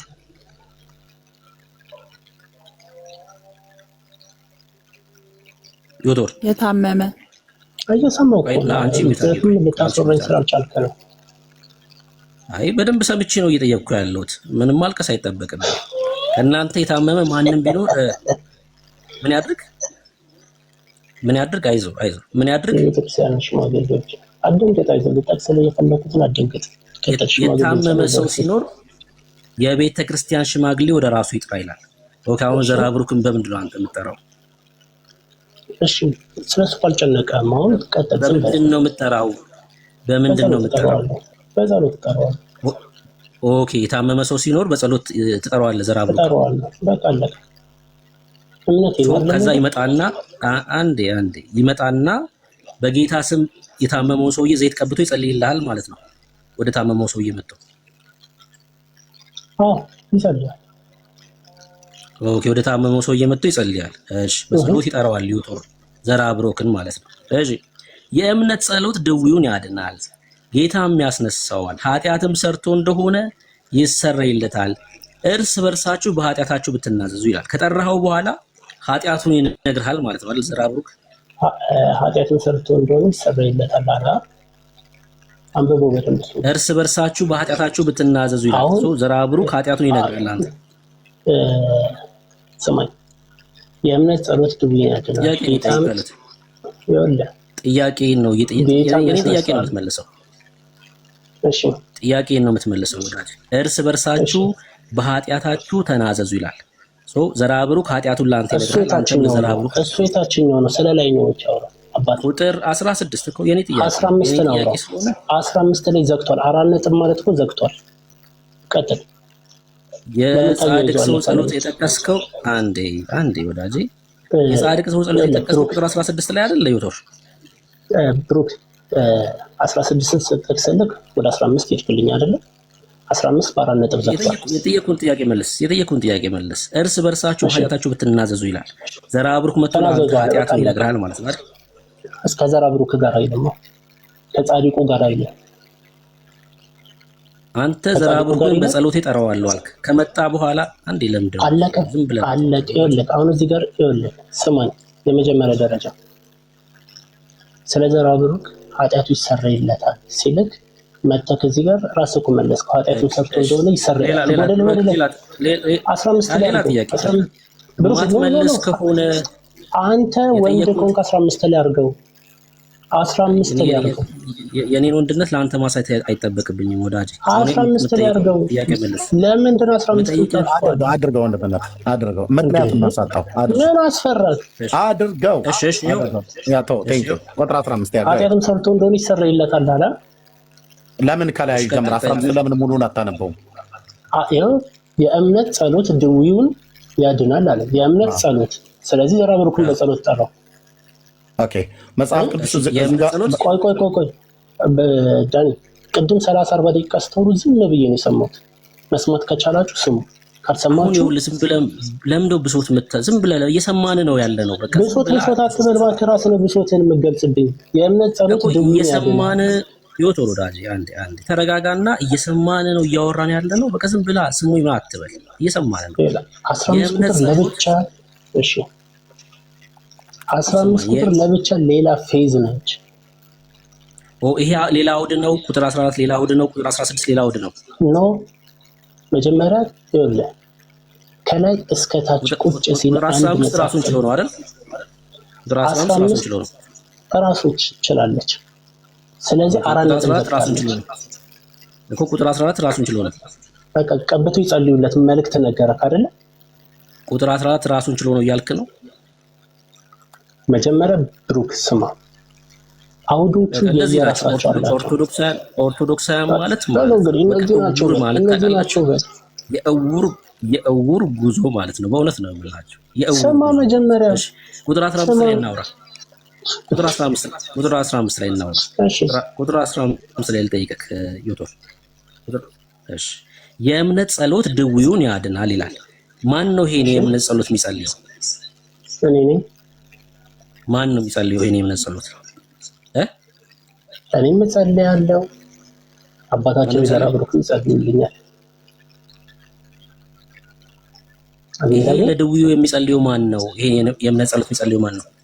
በዚህ ክፍል መሰረት አባታችን፣ በዚህ ጥቅስ መሰረት አባታችን ነው የሚጸልዩልኝ።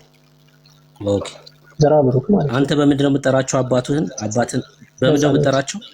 በእምነት ጸሎት። እሺ የት ጋር ነው በእምነት ጸሎት ዘራ ብሩክን? የእምነት ጸሎት ድውዩን ያድናል ይላል። አይ ጥሩት፣ ዘራ ብሩክን በእምነት ጸሎት ትጠሩታላችሁ ያለው የት ጋር ነው? ዘራ ብሩክ እኮ የለም እኮ ተባባልን አይደል? መጽሐፍ ቅዱስ ላይ ስም የለም እኮ አልኩ። ከእናንተ የታመመ ማንም ቢኖር አይ ዘራ ብሩክ አይባል፣ ችግር የለው። ሽማግሌዎችን ወደ እርሱ ይጥራ ይላል። ዘራ ብሩክ አይበል፣ ችግር የለው። በቃ ሽማግሌዎችን ወደ እርሱ ይጥራ። ሽማግሌዎቹን በጸሎት ነው የሚጠራው ብላ ሽማግሌዎችን ወደ እርሱ ይጥራ ይላል። ሽማግሌዎቹን ወደ እርሱ ይጥራ ይላል። ሰማሁህ እኮ ወዳጄ፣ ስማኛ በጌታ እኮ ስማኝ፣ ሰምቻለሁ ያልከውን ሰምቻለሁ። እነዚህ ሽማግሌዎቹን በጸሎት ነው የምጠራው እያልክ ነው ያለው። እሱን አሳየኝ ከዚህ ክፍል ላይ በጸሎት ሽማግሌዎችን የሚያሳየውን ክፍል ንገረኝ። ከእናንተ የታመመ ማንም ቢኖር በጸሎት ነው የምጠራቸው ላልከው ከክፍሉ አሳየኝ። የሚቀበል ቢኖር እነዚህ ቤተክርስቲያን ሽማግሌዎችን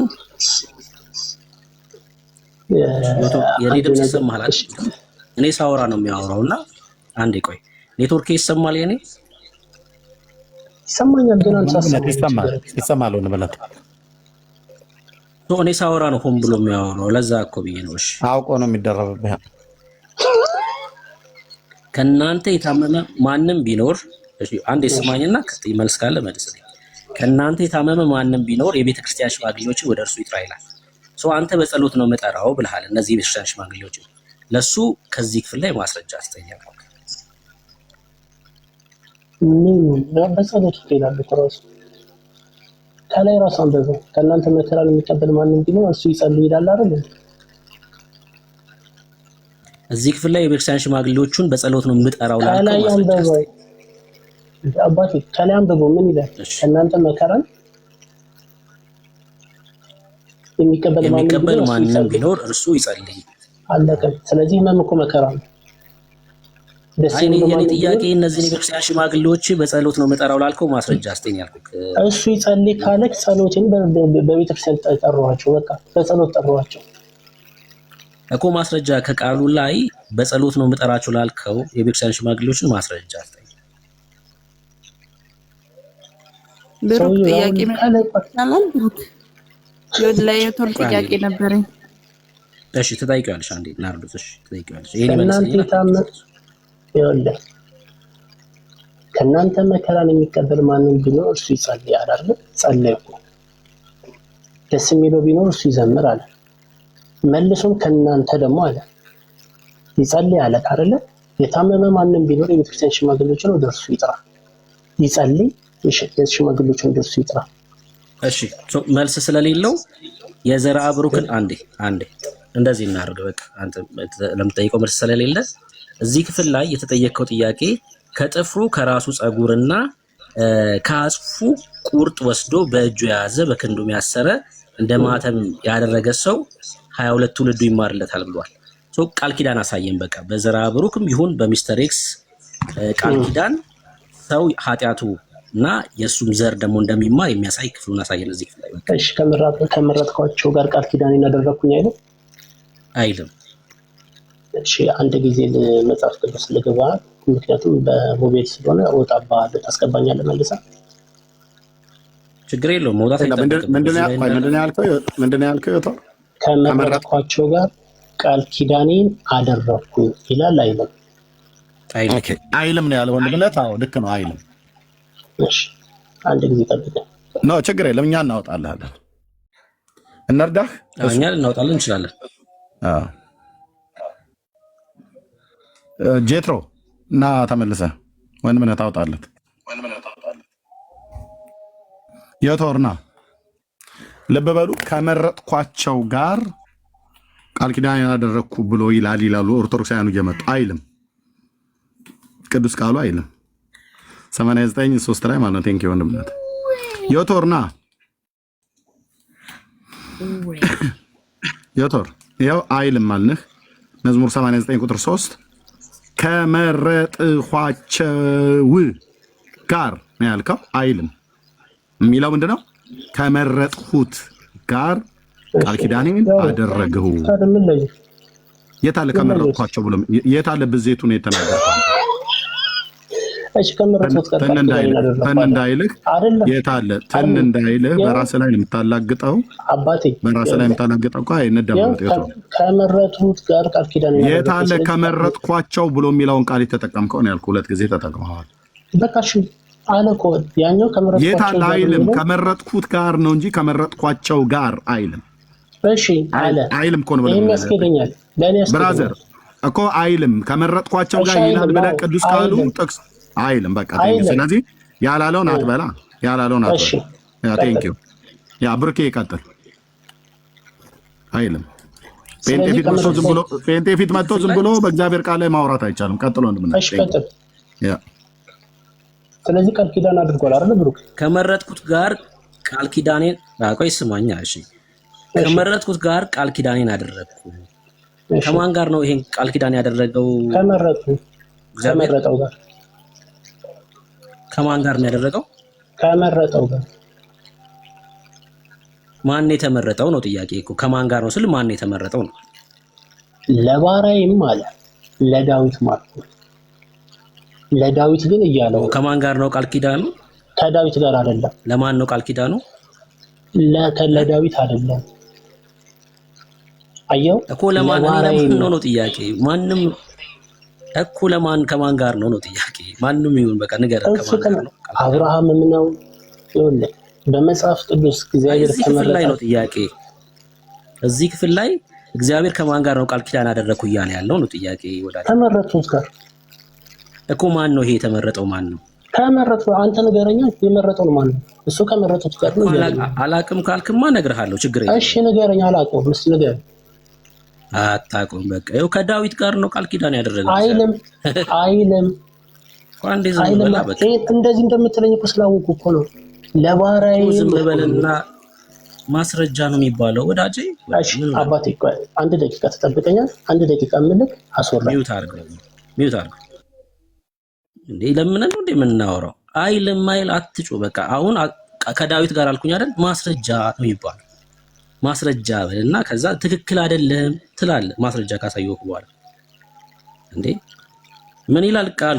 ከመረጥኩት ጋር ቃል ኪዳኔን አደረግኩ ለባሪያዬ ለዳዊትም አልኩ።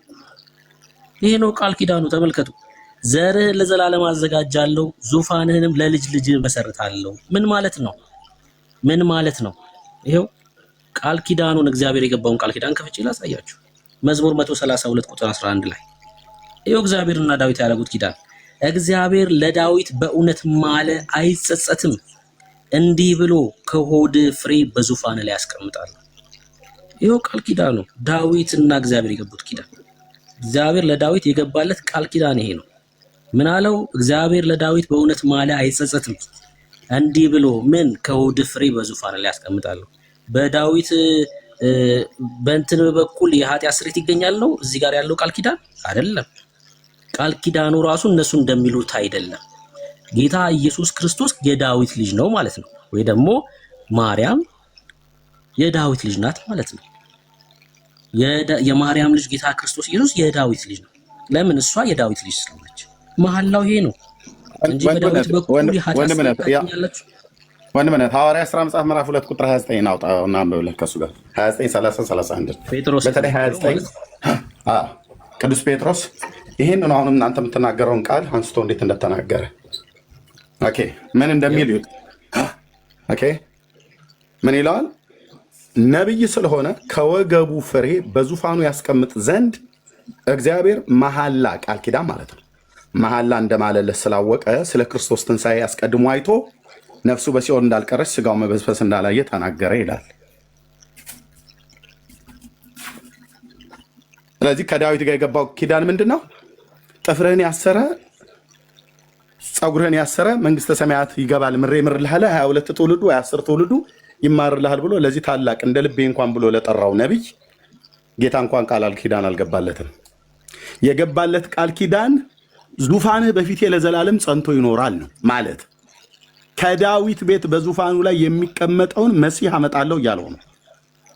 ወይ ደግሞ ራሴ እኔው አምላክ ሰው ሆኜ ከራስህ ከአንተ ከዳዊት ቤተሰብ እወለዳለሁ ልጅህ ተብዬ እጠራለሁ ነው። ይህንን ያለው እንጨት አለ ጥፍርህን ያሰረ ፀጉርህን አንገቱ ላይ የጠመጠመ ወይ መቃብርህን በኢየሩሳሌም በዳዊት መቃብር ማለት ነው እዛ ሄዶ የተቀባ ነው ሄዶ መቃብርህን የሳመ በስምህ መጽሐፍ የጻፈ ያጻፈ ብሎ የሚል ለዳዊት የታለ ቃል ኪዳን የገባለት 22 ትውልድ አይደለም አንድ ትውልድ እንኳን ይማራል ብሎ ለዳዊት እንኳን ቃል ኪዳን አልገባለትም። ለዳዊት የገባለት ቃል ኪዳን አሁን ወንድምነት እንዳሳያችሁ ብላክ ኤንድ ዋይት ግልጽ የሆነ ነው። ዙፋንህ ለዘላለም በፊቴ ጸንቶ ይኖራል ነው ማለት። በዙፋንህ ላይ የሚታጣ ልጅ እሰጥሃለሁ። ያ ዙፋን ደግሞ የእግዚአብሔር መንግስት ዙፋን ነው። ያ የዳዊት መንግስት የእግዚአብሔር መንግስት ነው። በዛ በዳዊት መንግስት ላይ በዙፋኑ ላይ ራሱ እግዚአብሔር አምላክ ሰው ሆኖ ተወልዶ እንደሚቀመጥ ነው እየተነገረ ያለው እንጂ ጥፍርን ያሰረ የት አለ ያለው። ይኸው በያዕቆብ ቤትም ላይ ምንድነው ያላት መልአኩ? ከፍ አድርገው ቁጥር 30 ነው ወንድምነት ማለት ከ31 ጀምሮ። እሺ ቁጥር 30 መልአኩም እንዲህ አላት፣ ማርያም ሆይ በእግዚአብሔር ፊት ጸጋን አግኝተሻልና አትፍሪ። እነሆ ትጸንሻለሽ፣ ወንድ ልጅንም ትወልጃለሽ፣ ስሙንም ኢየሱስ ትይዋለሽ። እርሱም ታላቅ ይሆናል፣ የልዑልም ልጅ ይባላል። የእግዚአብሔር ልጅ ማለት ነው የልዑል ልጅ። ጌታ አምላክም የአባቱን የዳዊትን ዙፋን ይሰጠዋል፣ በያዕቆብ ቤትም ላይ ለዘላለም ይነግሣል፣ ለመንግስቱ መጨረሻ የለውም ነው። ይሄን ነው እንጀታ ለጥፍርን ያሰረ ዳዊት በአንተ ስም ጥፍሩን ማነው ጥፍር ያሰረ ጸጉር ያሰረ እንዲህ ያደረገ 22 ትውልድ አይደለም አንድ ትውልድ ምርልሃለሁ እንኳን ብሎ አላለውም። አንድ ትውልድ ኃጢአቱ ይሰረይለታል ብሎ እንኳን አላለው። የለም እንደ ዳዊት እንደ ልቤ ብሎ የጠራው እዚህ ምድር ላይ ማን አለ? እግዚአብሔር። ማንም።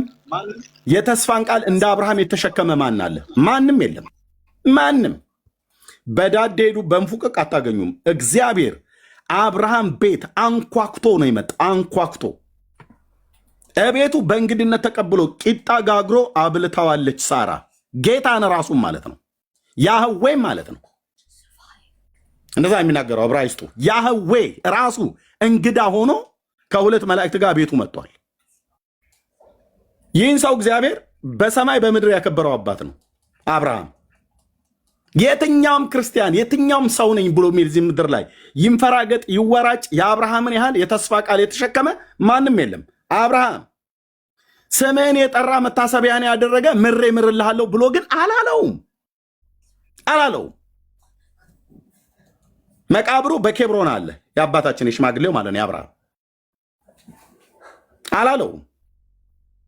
መቃብርህን ጋር መጥቶ የሳመውን እምርልሃለሁ አላለውም። በመቃብር ጋር መጥቶ ገድል ሲነበብ ቁጭ ብሎ የሰማ የ40 ዓመት ኃጢአቱን ቆሞ የሰማ የ80 ዓመት ኃጢአቱ ይሰረይለታል አላለውም። የኃጢአት ስርየት የአብርሃም ስም ስለተጠራ ሳይሆን የኃጢአት ስርየት በአንዱ በእግዚአብሔር ልጅ በኢየሱስ ክርስቶስ ስም ብቻ ነው። ንስሐና የኃጢአት ይቅርታ ከኢየሩሳሌም ጀምሮ በአሕዛብ ሁሉ ይሰበካል የተባለው ስለዚህ አይልም ማለት ነው። ለአብርሃም ማነው ለዳዊት ቃል ኪዳን ገባለት። ቃል ኪዳን ከመረጥኳቸው ጋር አይልም። ሲጀምር ከመረጥኳቸው ጋር ከመረጥኩት ጋር ነው። የመረጠው ማን ነው? ዳዊትን ነው። ዳዊትን ለምን ነበር የመረጠው? ለንግስና ነው የመረጠው። ለምን ነበር የመረጠው? መሲሁን ከዚህ ሰው ዘር እግዚአብሔር ራሱ ሊያመጣ ማለት ነው። ሐዋርያት ሥራ ላይ ከዚህ ሰው ዘር ይላል አይደል? ምዕራፍ 13 ላይ ከዚህ ሰው ዘር እንደ ተስፋውም ቃል ክርስቶስን አመጣው ይላል። ሐዋርያት ሥራ መጽሐፍ ምዕራፍ 13 ማለት ነው። የተስፋው ቃል ምን ነበር? ከዚህ ሰው ዘር መሲሁ እንደሚወለድ ማለት ነው እንጂ ለአብርሃምም ለዳዊትም ተገባላቸው የተባለው አንዳቸውን ከሶስት አባቶች ጋር ቃል ኪዳን ገብቷል። እንደ ህዝብ ከእስራኤል ጋር የቶር ስንሰጥ ትከፍታለህ ፕሊዝ። እንደ ህዝብ ከእስራኤል ጋር 2 ጊዜ ኪዳን ገብቷል እግዚአብሔር እንደ ህዝብ እንደ ኔሽን። ኦኬ ታችላ ለፋቁጭ አይደለም። ቻው ቻው በቃ ቻው ጎ ኦኬ። እንደዚህ ነው አፈር ደቼ የምናስገጣው ማለት ነው። ተረታችሁ ያለ ርህራሄ በኦርቶዶክስ ተረት ላይ በእግራችን ነው የምንረማመድበት። እንደዚህ በእግዚአብሔር ቃል እውነት ማለት ነው። ከፍ ባለ በእግዚአብሔር ቃል እውቀት በማላልኩ በኦርቶዶክስ ተረት ላይ በዓለም አደባባይ ላይ እንደዚህ እንራመድበታለን። በተረታችሁ ላይ እንደዚህ ከነ ጥፍራችሁ ጭምር እናላግጥባችኋለን ማለት ነው። ጥፍራም ትውልድ ጥፍር ትላለህ አይደል? ጥፍር አስረህ 22 ትውልድ ይዳናል። ጥፍር ውስጥ ያለው ቆሻሻ መረቁ እንደዛ ብለን እንበላችሁ። ዲስካስቲንግ ይላል ነጮች። በእውነት አጸያፊ ነገር ማለት ነው። ቀፋፊ ነገር ማለት ነው። ይኸው መጽሐፋችሁ ከሰውነቱ ላይ የተላጨን የዘርአ ብሩክን ጸጉር ማለት ነው። ፍቱን ነው የጸጉሩን የተላጨውን ጸጉር ይፈልጋል። በተምሳሌት ነው የምንሰጥህ አለ። ምን ብለን ስንለው አይ ሊትራሊ ጸጉሩ አይገኝም። እናስ አይ በአመሳስለን እንሰጥሃለን። ምን ታመሳስልናለህ? ትልልቅ ዛፎች አሉ አይደል? ኤርሚያስ አለ። አዎ። እና እዛ ዛፎቹ ላይ የሚወጣው አልጌ ነገር አለ። እሱኛውን ነው የምንሰጠው ለህዝቡ አለ። እውነት እኮ ነው። ቡርኬ ይሄድበታል። ዝቋላ ሄዶ የሻገተ የእንጨት ሽበት የሚባለውን እሱን አምጥተው የአቦዬ ፂም ነው እያለ እኮ ህዝባችን እኮ ይታጠንልሃል። እንደ ህዳር ንብ ማለት ነው። ለምን ግዛዋና ቀበርቾ ምናምን ነገር ድኝት ጦስኝ ምናምን ነገር ጨማምረህ ለምን አትታጠንም? ጭሳም ትውልድ ስለ አጨስክ አትድንም። በግልጽ ነው የምነግራችሁ፣ በግልጽ ስለ አጫጫስክ አትድንም። ጥፍር ስላሰርክ አትድንም። ፀጉር ስላንጠለጠልክ አትድንም። መዳን በእግዚአብሔር ልጅ በኢየሱስ ክርስቶስ በማመን ብቻና ብቻ ነው። የመጽሐፉ እውነት ይሄ ነው። አሜን። የለም የመጽሐፉ እውነት ይሄ ነው። አጭሳችሁ ትገባላችሁ ብሎ የሚል የለም። ዝቋላ ሄደው እኮ ስንት ትውልድ የአዲስ አበባ ከተማ ማዝ በቃ ቀለዱበት አልኩ። የእንጨት ሽበት እኔ የገጠር ልጅ ነኝ፣ ባላገር ነኝ።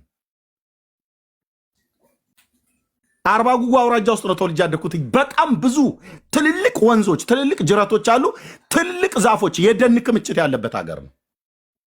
እዛ ስንት አለ አልኩ። ከኮሶ ላይ ከወይራ ብሳና ዝግባ ጥድ ከሚባሉ ላይ አሁን የሚባሉት አይነቶች አሉ። እንጨቶቹ ከማርጀታቸው የተነሳ ሸብተው ማለት ነው። ያንን እኮ ነው እየፋቀ እያመጣ ይኸውልሽ። ይህንን እንግዲህ እየተነሳሽ የኪዳነ ምሕረት ዕለት ጠዋት ከነጭ ዕጣን ጋር አድርገሽ ቦግ አድርገሽ ቤቱን ብታጫጭሽው ሰይጣን ከቤትሽ ውልቅ ብሎ ሄዳል ይላል። ይሄ ትምህርት ከየት የተገኘው? 80 አሐዱ ላይ መጽሐፈ ጦቢት ላይም እንደዚሁ አይነት ነገር አለ። ከጎማ ጋር ብታጫጭስበት ይላል። ከደቀቀ ዕጣን ጋር የደቀቀን ዕጣን ከሐሞት ከአሳ ሐሞትና ጉበት ጋር ብታጨሰው ይላል። አጋንንት ከሸተተው በኋላ እስከ ጢግሮስ ወንዝ ድረስ ይሄድልሃል እየሸሻ። አጋንንቱ ምን ነው የሚያሸሸው? የአሳ ጉበትና ሐሞት። ተረታም ትውልድ እኮ አልኩ። ስለዚህ ብታጨስም ብታቀጣጥለው የእንጨት ሽበትም ብትሰጥ መንግስተ ሰማያት መግባት እንጀሩ አታገኘውም። ብራዘር 22 ትውልድ አይደለም ራስ አትደንም።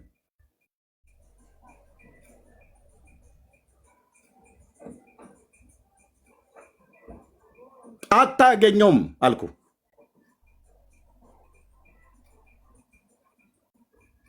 መጽሐፉ ብሎ የሚለው የዘላለምን ህይወት መግባት የምትፈልግ ከሆነ እግዚአብሔር የዘላለምን ህይወት እንደሰጠን ይላል።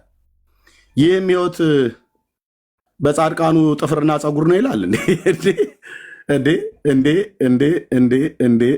እንዴት አይነት ቀልድ እኮ ነው አንተ!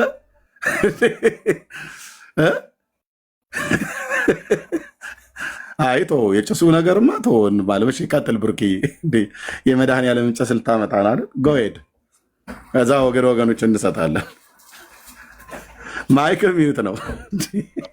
ጭስ ስትል ከታች እየቀለድክ ነው የመሰላቸው። ለዛ ብዬ ነው። እሺ ይኸው ክብር ይግባውና የያዘው ጋር ወንድምነትን ይዩት። ክብር ይግባውና ለመድኃኒዓለም መታሰቢያ እንጀራና ወጥ ጠላም ከሚሰራበት እንጨት የሚወጣው ጢስ የመድኃኒዓለም መታሰቢያ ማለት ነው። ዝክሩ ማለት ነው። ጽዋው ማህበሩ እሱን ሊደረግ ሲል እናቶች አሻሮ የሚቆሉበት ወጥ የሚወጠውጡበት እንደዚህ ምናምን ነገር አለ አይደል? እሱ ማለት ነው። ዳቦ የሚደፋበት ኩበቱ ምናምን ነገር እንደሱ ማለት ነው። ከዛ ለመድኃኒዓለም ክብር ይግባውና መታሰቢያ እንጀራና ወጥ ጠላ ከሚሰራበት እንጨት የሚወጣው ጢስ መላእክት ክንፋቸውን እያንቦገቦጉ በምስራቅ፣ በምዕራብ፣ በሰሜን፣ በደቡብ በአራቱም የዓለም ማነው በአራቱም ማዕዘነ ዓለም ይበትኑታል። መላእክት ማለት ነው። ለምሳሌ አንቺ እናት አሁን የመድኃኒዓለምን ጽዋ ቤቷ ዝክር ልታደግ ከመታሰቢያ ልታደርግ ካሰበች ወጥ ይሰራል፣ እንጀራም ይጋገራል፣ ዳቦም ይጋገራል፣ ቆሎም የሚቆላበት አለ፣ ውሃ የሚፈላበት ሁሉ አለ። ብቻ እናንተ ቤት የሚጨስ ጭስ አለ። ለመድኃኒዓለም ጽዋ ይጭስ እንጂ ዋናው እና ያ ጭስ በሚጨስበት ሰዓት ላይ ከላይ እንዳለ ይወርዳሉ መላእክት ወደ እናንተ ቤት። እነማ እነ ቅዱስ ሚካኤል እነ ቅዱስ ገብርኤል በሙሉ ይወርዳሉ። ምን ሊያደርጉ? ምድጃ ከበው ጭስ ሊያንቦገቡጉ ማለት ነው። ቁጥር 6 ላይ ያታሳይልኝ ምን ወንድም ማለት ሚካኤል ከሰማይ ጭስ ሊያንቦገቡግ ይመጣል። ወይዘሮ አንቦግቦጎች ቤት ማለት ነው። ሊያንቦገቡግላት ይመጣል። እያንቦገቦጉ በምስራቅ፣ በምዕራብ፣ በሰሜን በአራቱ ማለት እነዚህ ሰዎች ናቸው መላእክት እናከብራለን ብለው የሚሉ በመላእክት ላይ ሁሉ ጭምር እንደዚህ የሚያላግጥ ተረታም ትውልድ። ምን አልክ ኤርሚያስ? ቆንጅዬ ተረታም ትውልድ በዓለም ላይ ተፈልጎ እንደ ጭላዳ ዝንጀሮና እንደ ቀይ ቀበሮ የሚገኝ ቆንጅዬ ተረታም ትውልድ የኔ ሀገር ኢትዮጵያ ነው። እያንቦገቦጉ አሉልህ። ገብርኤል ጭስ ሲያራግብ ይታይ ቁጭ ብሎ በክንፉ ምታው ሚካኤል እያለ በግራና በቀኝ በአራቱም ማዕዘን ዓለም። ኦኬ እሺ፣ ከዛስ ወደ እርሱ የደረሰበት እሱ ይድናል። ምኑ? ጭሱ። በስሙ አምኖ ከመድኃኔ ዓለም ከጎኑ በወጣው ውሃ የተጠመቀ ኃጢአተኛ ክርስቲያን ይቅርና አረማዊ እንኳን ቢሆን ማያምን ማለት ነው። አረማዊ እንኳን ቢሆን በዚያች ቀን ቢሞት ክብር ይግባውና ለመድኃኔ ዓለም መታሰቢያ የተደረገው ያ ጢስ ቢነካው ይላል። ያ ጢስ ቢነካው ይድናል። ጢስ ከነካ ትድናለህ። በእውነት በዚህ ቤተክርስቲያን አባቶቻችን ያቆዩት ብሎ ይላል። እመን እንጂ አትፍራ እኮ ነው የተባለው። ካመነበት እሱ አንተ ችግር የለም። ጨሱን ነው የማይፈራው። ጨሱን ነው የማይፈራው። እመን እንጂ ካመነበት አንተ ምን አገባህ? እሺ እኔ ምኑን ነው የማምነው? ጨሱን ነው የማምነው። እመን እንጂ አትፍራ። ለምን ትጠራጠራለህ አንተ በአምላክ? ምኑን ነው እመን እንጂ አትፍራ ብሎ ያለው? ማን ነው እንደዛ ብሎ ያለው? ሰሊናዬ ማንን ነው እመን እንጂ አትፍራ ብሎ ያለው? ለምን ትፈራለህ እህቴ? እኔ እኮ እንዳልፈራ እያበረታታ ካመነሱ አንተ ካላመንክ ዝም ብለህ አንተ ትክክል ነው የምትለውን ራስን ስበክ እንጂ አንተ ካመነበት ማን ነው ምኑን ነው የሚያምንበት? እሺ እኔ አሁን ምኑን ነው የማምነው? እሱን ነው የማምነው። ሰሊና እየተደማመጥን ነው። አመነ እኮ በቃ ማንን ነው ማምነው ነው ብዬ የምልሽ። እስቲ እኔ አሁን ፍርሃቴን እንዳስወግድ እየነገርሽኝ ነው። አመነ ካመነ እየሰማችኝ አይደለም ወይስ አውቃ ነው? ወገኖች እየሰማችኝ አይደለም ወይስ አውቀሽ ነው ወይስ እየሰማችኝ አይደለም? እሷ እያለች ያለችው ልጁ ቅድም ገብቶ ምናምን የሚለውን እግዚአብሔር ሃይማኖቱን ታሰደባላችሁ። እንደሌላ አንዴ ሚት አድርጊ። ቅድም ልጁ ገብቶ ጥፍሩ በመድኃኔዓለም ስም ብሎ ካመነ እሱ አንተ ምን አገባህ? ካመነ ያድነኛል ብሎ ካመነ ምን አገባህ? ካመነ እሱ ምን አገባህ? እግዚአብሔር ያድነኛል ብሎ በመድኃኔዓለም ስም ካደረገ አንተ ምን አገባህ? ምህረት ልክ አይደለሽም አንቺ። ከኤርሚ ጋር ያለችው ነው እሷ ስለ መድኃኔዓለም ነው የምታወራው። አይደለም ቅድም ልጁ ያለውን እያለች ነበረ። ያመነ እያለች ያለችው ያመነ ማለት እኮ ምን መሆን መሰለ? ቅድም አንተ አልነበረክም ቤኪዬ? ምን እያለ ነበረ? ልጁ እየተከራከረ አትፍራ ይላል እኮ አይደል እንጂ በመድኃኔዓለም ስም ይደረግልኛል ካለ ጭሳጭሱ ነው እንግዲህ ስሚ፣ ጭሳጭሱ ነው መድኃኔዓለም ጭስ አይደል ልጁ ያለው። እኔ አልገባኝም እስካሁን። ጭሱን ነው አትፍራ ብላ ያለችኝ ወይስ ምኑ ነው? እኔ አልገባኝም። እሱ ነው እንጂ ወንድምነት ቀጥል። አሁን መድኃኔዓለም ምናምን ነው እያለች ነው አይደል? እዚህ ጋር የሚነሱ ስለ መድኃኔዓለም አይደለ? ስለ ጭሳጭሱ ነው። ከአንተ ጋር ነው የምትስማማው። ከአንተ ጋር ያለው እንትን ነው ሀሳብ ነው ትክክል። እመን እንጂ አትፍራ ብሎ ያለው ጌታ ነው አይደል? ሰሊና ከኔ ጋር እናውራ። ኤርሚ እሷ ስለ ጭስ አይደለም እያወራች። አሁን ከምታነበው መጽሐፍ ከላይ ምን ይላል? ርዕሱ ምን ይላል? ተአምረ ምንድን ነው የሚለው? መድኃኔዓለም አይደለ? ተአምረ መድኃኔዓለም ብሎ ካመነ እሱ ለስሩ ቆይ ስማ፣ ለበዓሉ የሚደረገው ስርዓት እሱን ካዳነኝ ያድነኛል ካለ ለበረከቱ ነው የሚያደርገው። የምን ጥፍር ነው የምታወሪው እንዴ? እኔ ያዌ እኔ ምንም ሊገባኝ አልቻለም። የገባችሁ ሰዎች ካላችሁ መልስ መልሱልኝ። ያድነኛል ብሎ ያለው ሁሉ ነገር እኮ አያድነውም። ያድነኛል ብዬ ካመንኩ ቅዱሳዊ ነው ወይ? ብታምኚ ድንጋይ ያድነኛል ብትይ እኮ ድንጋይ አያድንሽም። ለምሳሌ ሰው ያድነኛል ብሎ ስላመነ ብቻ አይደለም ያመነ ቅዱስ ስራ እኮ አይደለም እኮ ነው የማምነው። እሳቸው ላይ አድሮ የሚሰራው እግዚአብሔር እኮ ነው። አንቺ ላይ ለምን አያድርም? የጻድቅ ሰው ጸሎት በስራ እጅግ ታላቅ ነገር ታደርጋለች ሲል ነበረ።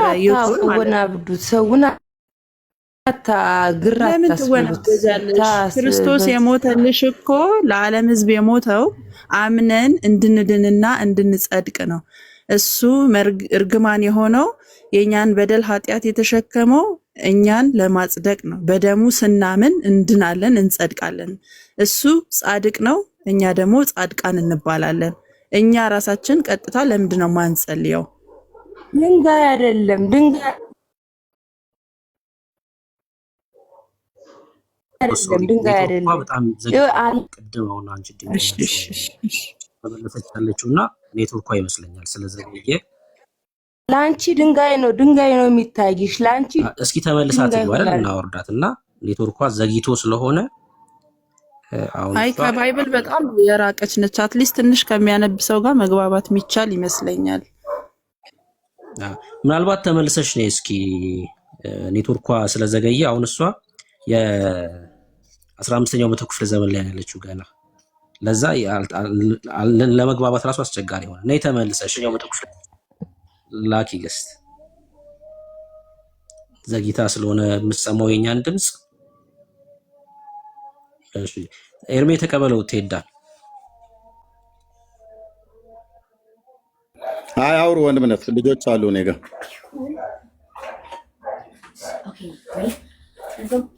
እሺ ቤካ አለ እድል አልሰጠንም። ኦኬ ቆይ አንዴ ማን ኢያሱ የምትባለው ፕሮፌት ምናምን ነገር ብለህ የጻፍከው እዚህ ቤት ገስት እንዳትልክ እሺ ወንድሜ።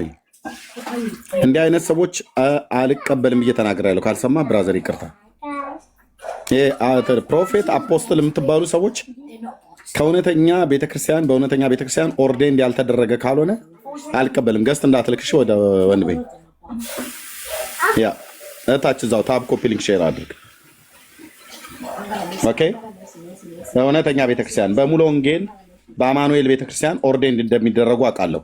ነቢያትና ሐዋርያት በዛ ኦርዴንድ የተደረጉ ብቻ ናቸው እዚህ ላይ ገብተው የሚያገለግሉ። እሺ ቴንክ ዩ። አፖስትል ደግሞ ፕሮፌት ብሎ የሚል ስም የምትጠሩ እዚህ ቤት መታችሁ ገስት እንዳትልኩ። ለምን? ብዙዎቻችሁ አጭበርባሪዎች ለክርስቶስ መንግስት መሰደቢያ ምክንያት ስለሆናችሁ ማለት ነው። እንዳትልኩ። እኔ በምገባበት ቤት አንድ ቦታ ላይ አላየህም፣ አወርዳለሁ ከመድረክ ላይ ማለት ነው። እዚህ ትመጡና ከኛ ጋር ተቀምጣችሁ ሌላ ቦታ ላይ ስታጭበረብሩ ስለያዝናችሁ ማለት ነው። ውሸታም ነቢያት ሁሉ አርፈህ ተቀመጥ። ከሙሉ ወንጌል ኦርዴን ከተደረክ አውራኝ በውስጥ እልል ብዬ ነው የምቀበልህ። መተህ ታገለግላለህ ማለት ነው። በአማኑኤል ቤተክርስቲያን ኦርዴን እንደሚደረግ አውቃለሁ። ከዛ ካለ አምጣ በረምንተዋ። ከዛ ውጭ ግን ኖት ዌልካም እዚህ። ቴንክ ዩ። እንዳትልኩ ገስት ወንድምነት አውራቸው። እሺ ዳንሽ አለ እንዴ? ዳኒ አለ እንዴ? ዳኒ ካለ ምናልባት እሺ። ቴዳ ሰላም፣ እንዴት ናችሁ? እንኳን ደህና መጣክ። እንኳን ደህና ቆያችሁ። በምን ዙሪያ ነው የምታወሩት? በነገረ ድህነት ነው? ከየት ቤተ እምነት ነህ? ኦርቶዶክስ ክርስቲያን ነኝ። እሺ ገድላቱ ላይ ያሉትን የመዳን ተስፋዎች እያነሳን ነበር። እስካሁን አልሰማህም?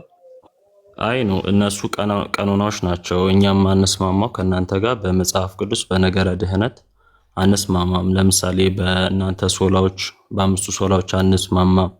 እናንተ በጥምቀት አታምኑም።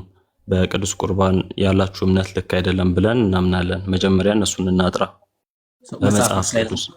መጽሐፍ ቅዱስ ላይ ነው መዋየት የምፈልገው። ያ መጽሐፍ ቅዱስ ላይ በጥምቀቱና በሚስጥረ ጥምቀቱና በቅዱስ ቁርባን ማንስማማባቸው ትልልቆቹ እንትኖች እነሱ ናቸው። እሺ አንዴ ጠብቅ ብሩኬ። እሱ ላይ ነው የሚያወራው ልጁ። አሁን ለምሳሌ ችግር የለውም ቤካዬ፣ ሶሪ አንዴ፣ ችግር የለውም አንዴ፣ ችግር የለውም። እሺ እስኪ ይሄን አንብብልኝ አንዴ። ምን ይላል? ቴዳ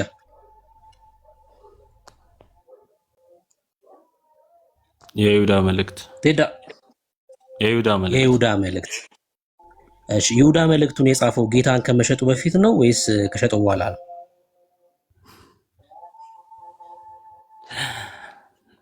ማለት አልገባኝም። አሁን እኔ ካነሳው ጥያቄ ጋር ምን ያገናኘዋል? እሱ ጥያቄ ነው። ይሄን ስትመልስልኝ ከዛ ወደ ፈለግከው ሀሳብ እንሄዳለን። ከሸጠው በኋላ ነው ወይስ ከመሸጡ? ኖ ግዴታ የመመለስ ግዴታ የለብኝም። ነገረ ድህነት ስለ ጥምቀትና ስለ ቅዱስ ቁርባን ነው ያነሳው። የኔ ጥያቄ መጽሐፍ ቅዱስ ላይ ስላልክ አይደለም። እኔ ነገረ ድህነትን ያነሳሁት አሁን ይሁዳ መልእክት ከመካዱ በፊት ነው ከካደ በኋላ ነው የጻፈው ምናምን የሚለው እኔ ከነገረ ድህነት ጋር እንደዚህ ላስማማችሁ። ቁጥር 2 እና ቁጥር 3 አንብብለት ወንድምነት እዛው ክፍል ላይ ከዛ ይመልስልሃል በእርግጠኝነት። ቁጥር 3 እሱን አቅልመውና ቁጥር 3 ኦኬ። እሺ ወዳጆች ወይ ስለምንካፈለው ስለ መዳናችን ልብ በል ቴዲዬ፣ ስለ መዳናችን ስለ መዳን ትምህርት ነው ልታወራ የፈለከው። ስለምንካፈለው ስለ መዳናችን ልጽፍላችሁ እጅግ ተግቼ ሳለሁ ለቅዱሳን አንድ ጊዜ ፈጽሞ ስለተሰጠ ሃይማኖት እንድትጋደሉ እየመከርኳችሁ እጽፍላችሁ ዘንድ ግድ ሆነብኝ ይላል። ስለምንካፈለው ስለ መዳናችን። ስለዚህ ይሄ ስለ መዳናችን ስለምንካፈለው መዳን የጻፈው ይሁዳ ጌታ ከመሞቱ ለጌታን አሳልፎ ከመስጠቱ በፊት ነው ወይ ከሰጠ በኋላ ነው የጻፈው መልእክቱን እያለ ነው። አየህ፣ ስለ ጸሐፊዎቻችን መቼ እንደጻፉ ማወቅ ለመግቢያነት ይሆናል። ስለዚህ መልስለት ወንድምነት፣ ቀጥሉ። ቴንኪው ይሁዳ እኔ አሁን እዚህ ጋር አይደለም የኔ ጥያቄ። አሁን የይሁዳ ከካደ በኋላ ነው ሲጀመር ይሁዳ የካደው ይሁዳ አይደለም የጻፈው። ማን የጻፈው? የካደው ይሁዳ አይደለም የጻፈው። አሁን ዋና ቶፒኬ እሱ አይደለም ዋና። አሁን እንትና ጻፈው አይደለም። አሁን ወደ ዋና ሐሳብ ትገባላችሁ ወይስ? እሺ ኤስኤስኤፍ እንኳን ደህና መጣህ። ሽሽት ነው ያዛችሁት ወይስ ታወራለህ? ሽሽት አይደለም አንተ ይዘው የምትመጣው። አይ ኖ ወንጌላቱ ላይ የተጻፉት የነገረ ድህነት ትምህርት እናንተ መስማት አለብህ። ምን ልል እንደፈለኩ ነው። ለምንድን ነው የምሰማው? አንተ የምታወራኝ ነው እንዴ ልሰማ የገባሁት? ቤተ እምነቴ ነው። ካልሰማ ትወርዳለህ። ምን ታደርጋለህ ታዲያ? ካልሰማ ወዳጅ ምን ሆነ? ማትሰማ ከሆነ ለምን ትገባለህ? ዛሬ ይዘን የገባነው ርዕስ አለ። የገባነው ርዕስ ላይ ማውራት ነው። እናንተ ይዛችሁት የምትመጡት የመዳን ትምህርት እኛ ፊት መቆም የሚችል አይደለም። አንድም ሰው በእኛ ፊት የመዳን ትምህርትን ይዞ መጥቶ ኦርቶዶክሳዊ ማለት ነው መቆም አይችልም። በጭራሽ ነው መቆም አይችልም። የምሬን ነው የምላችሁ። የትኛውም ትምህርታችሁ ማለት ነው በመዳን ያላችሁ ትምህርት በእኛ በክርስቲያኖች ፊት የሚቆም አይደለም። ግን በቃ ርዕስ ለማስቀየር ሁሌ የሚነሱት እነዚህ ርዕሶች ስለሚያሙ ርዕስ ለማስቀየር ነው። በቃ አለቀ። አንቀይርም፣ ርዕሳችን አንቀይርም። እሺ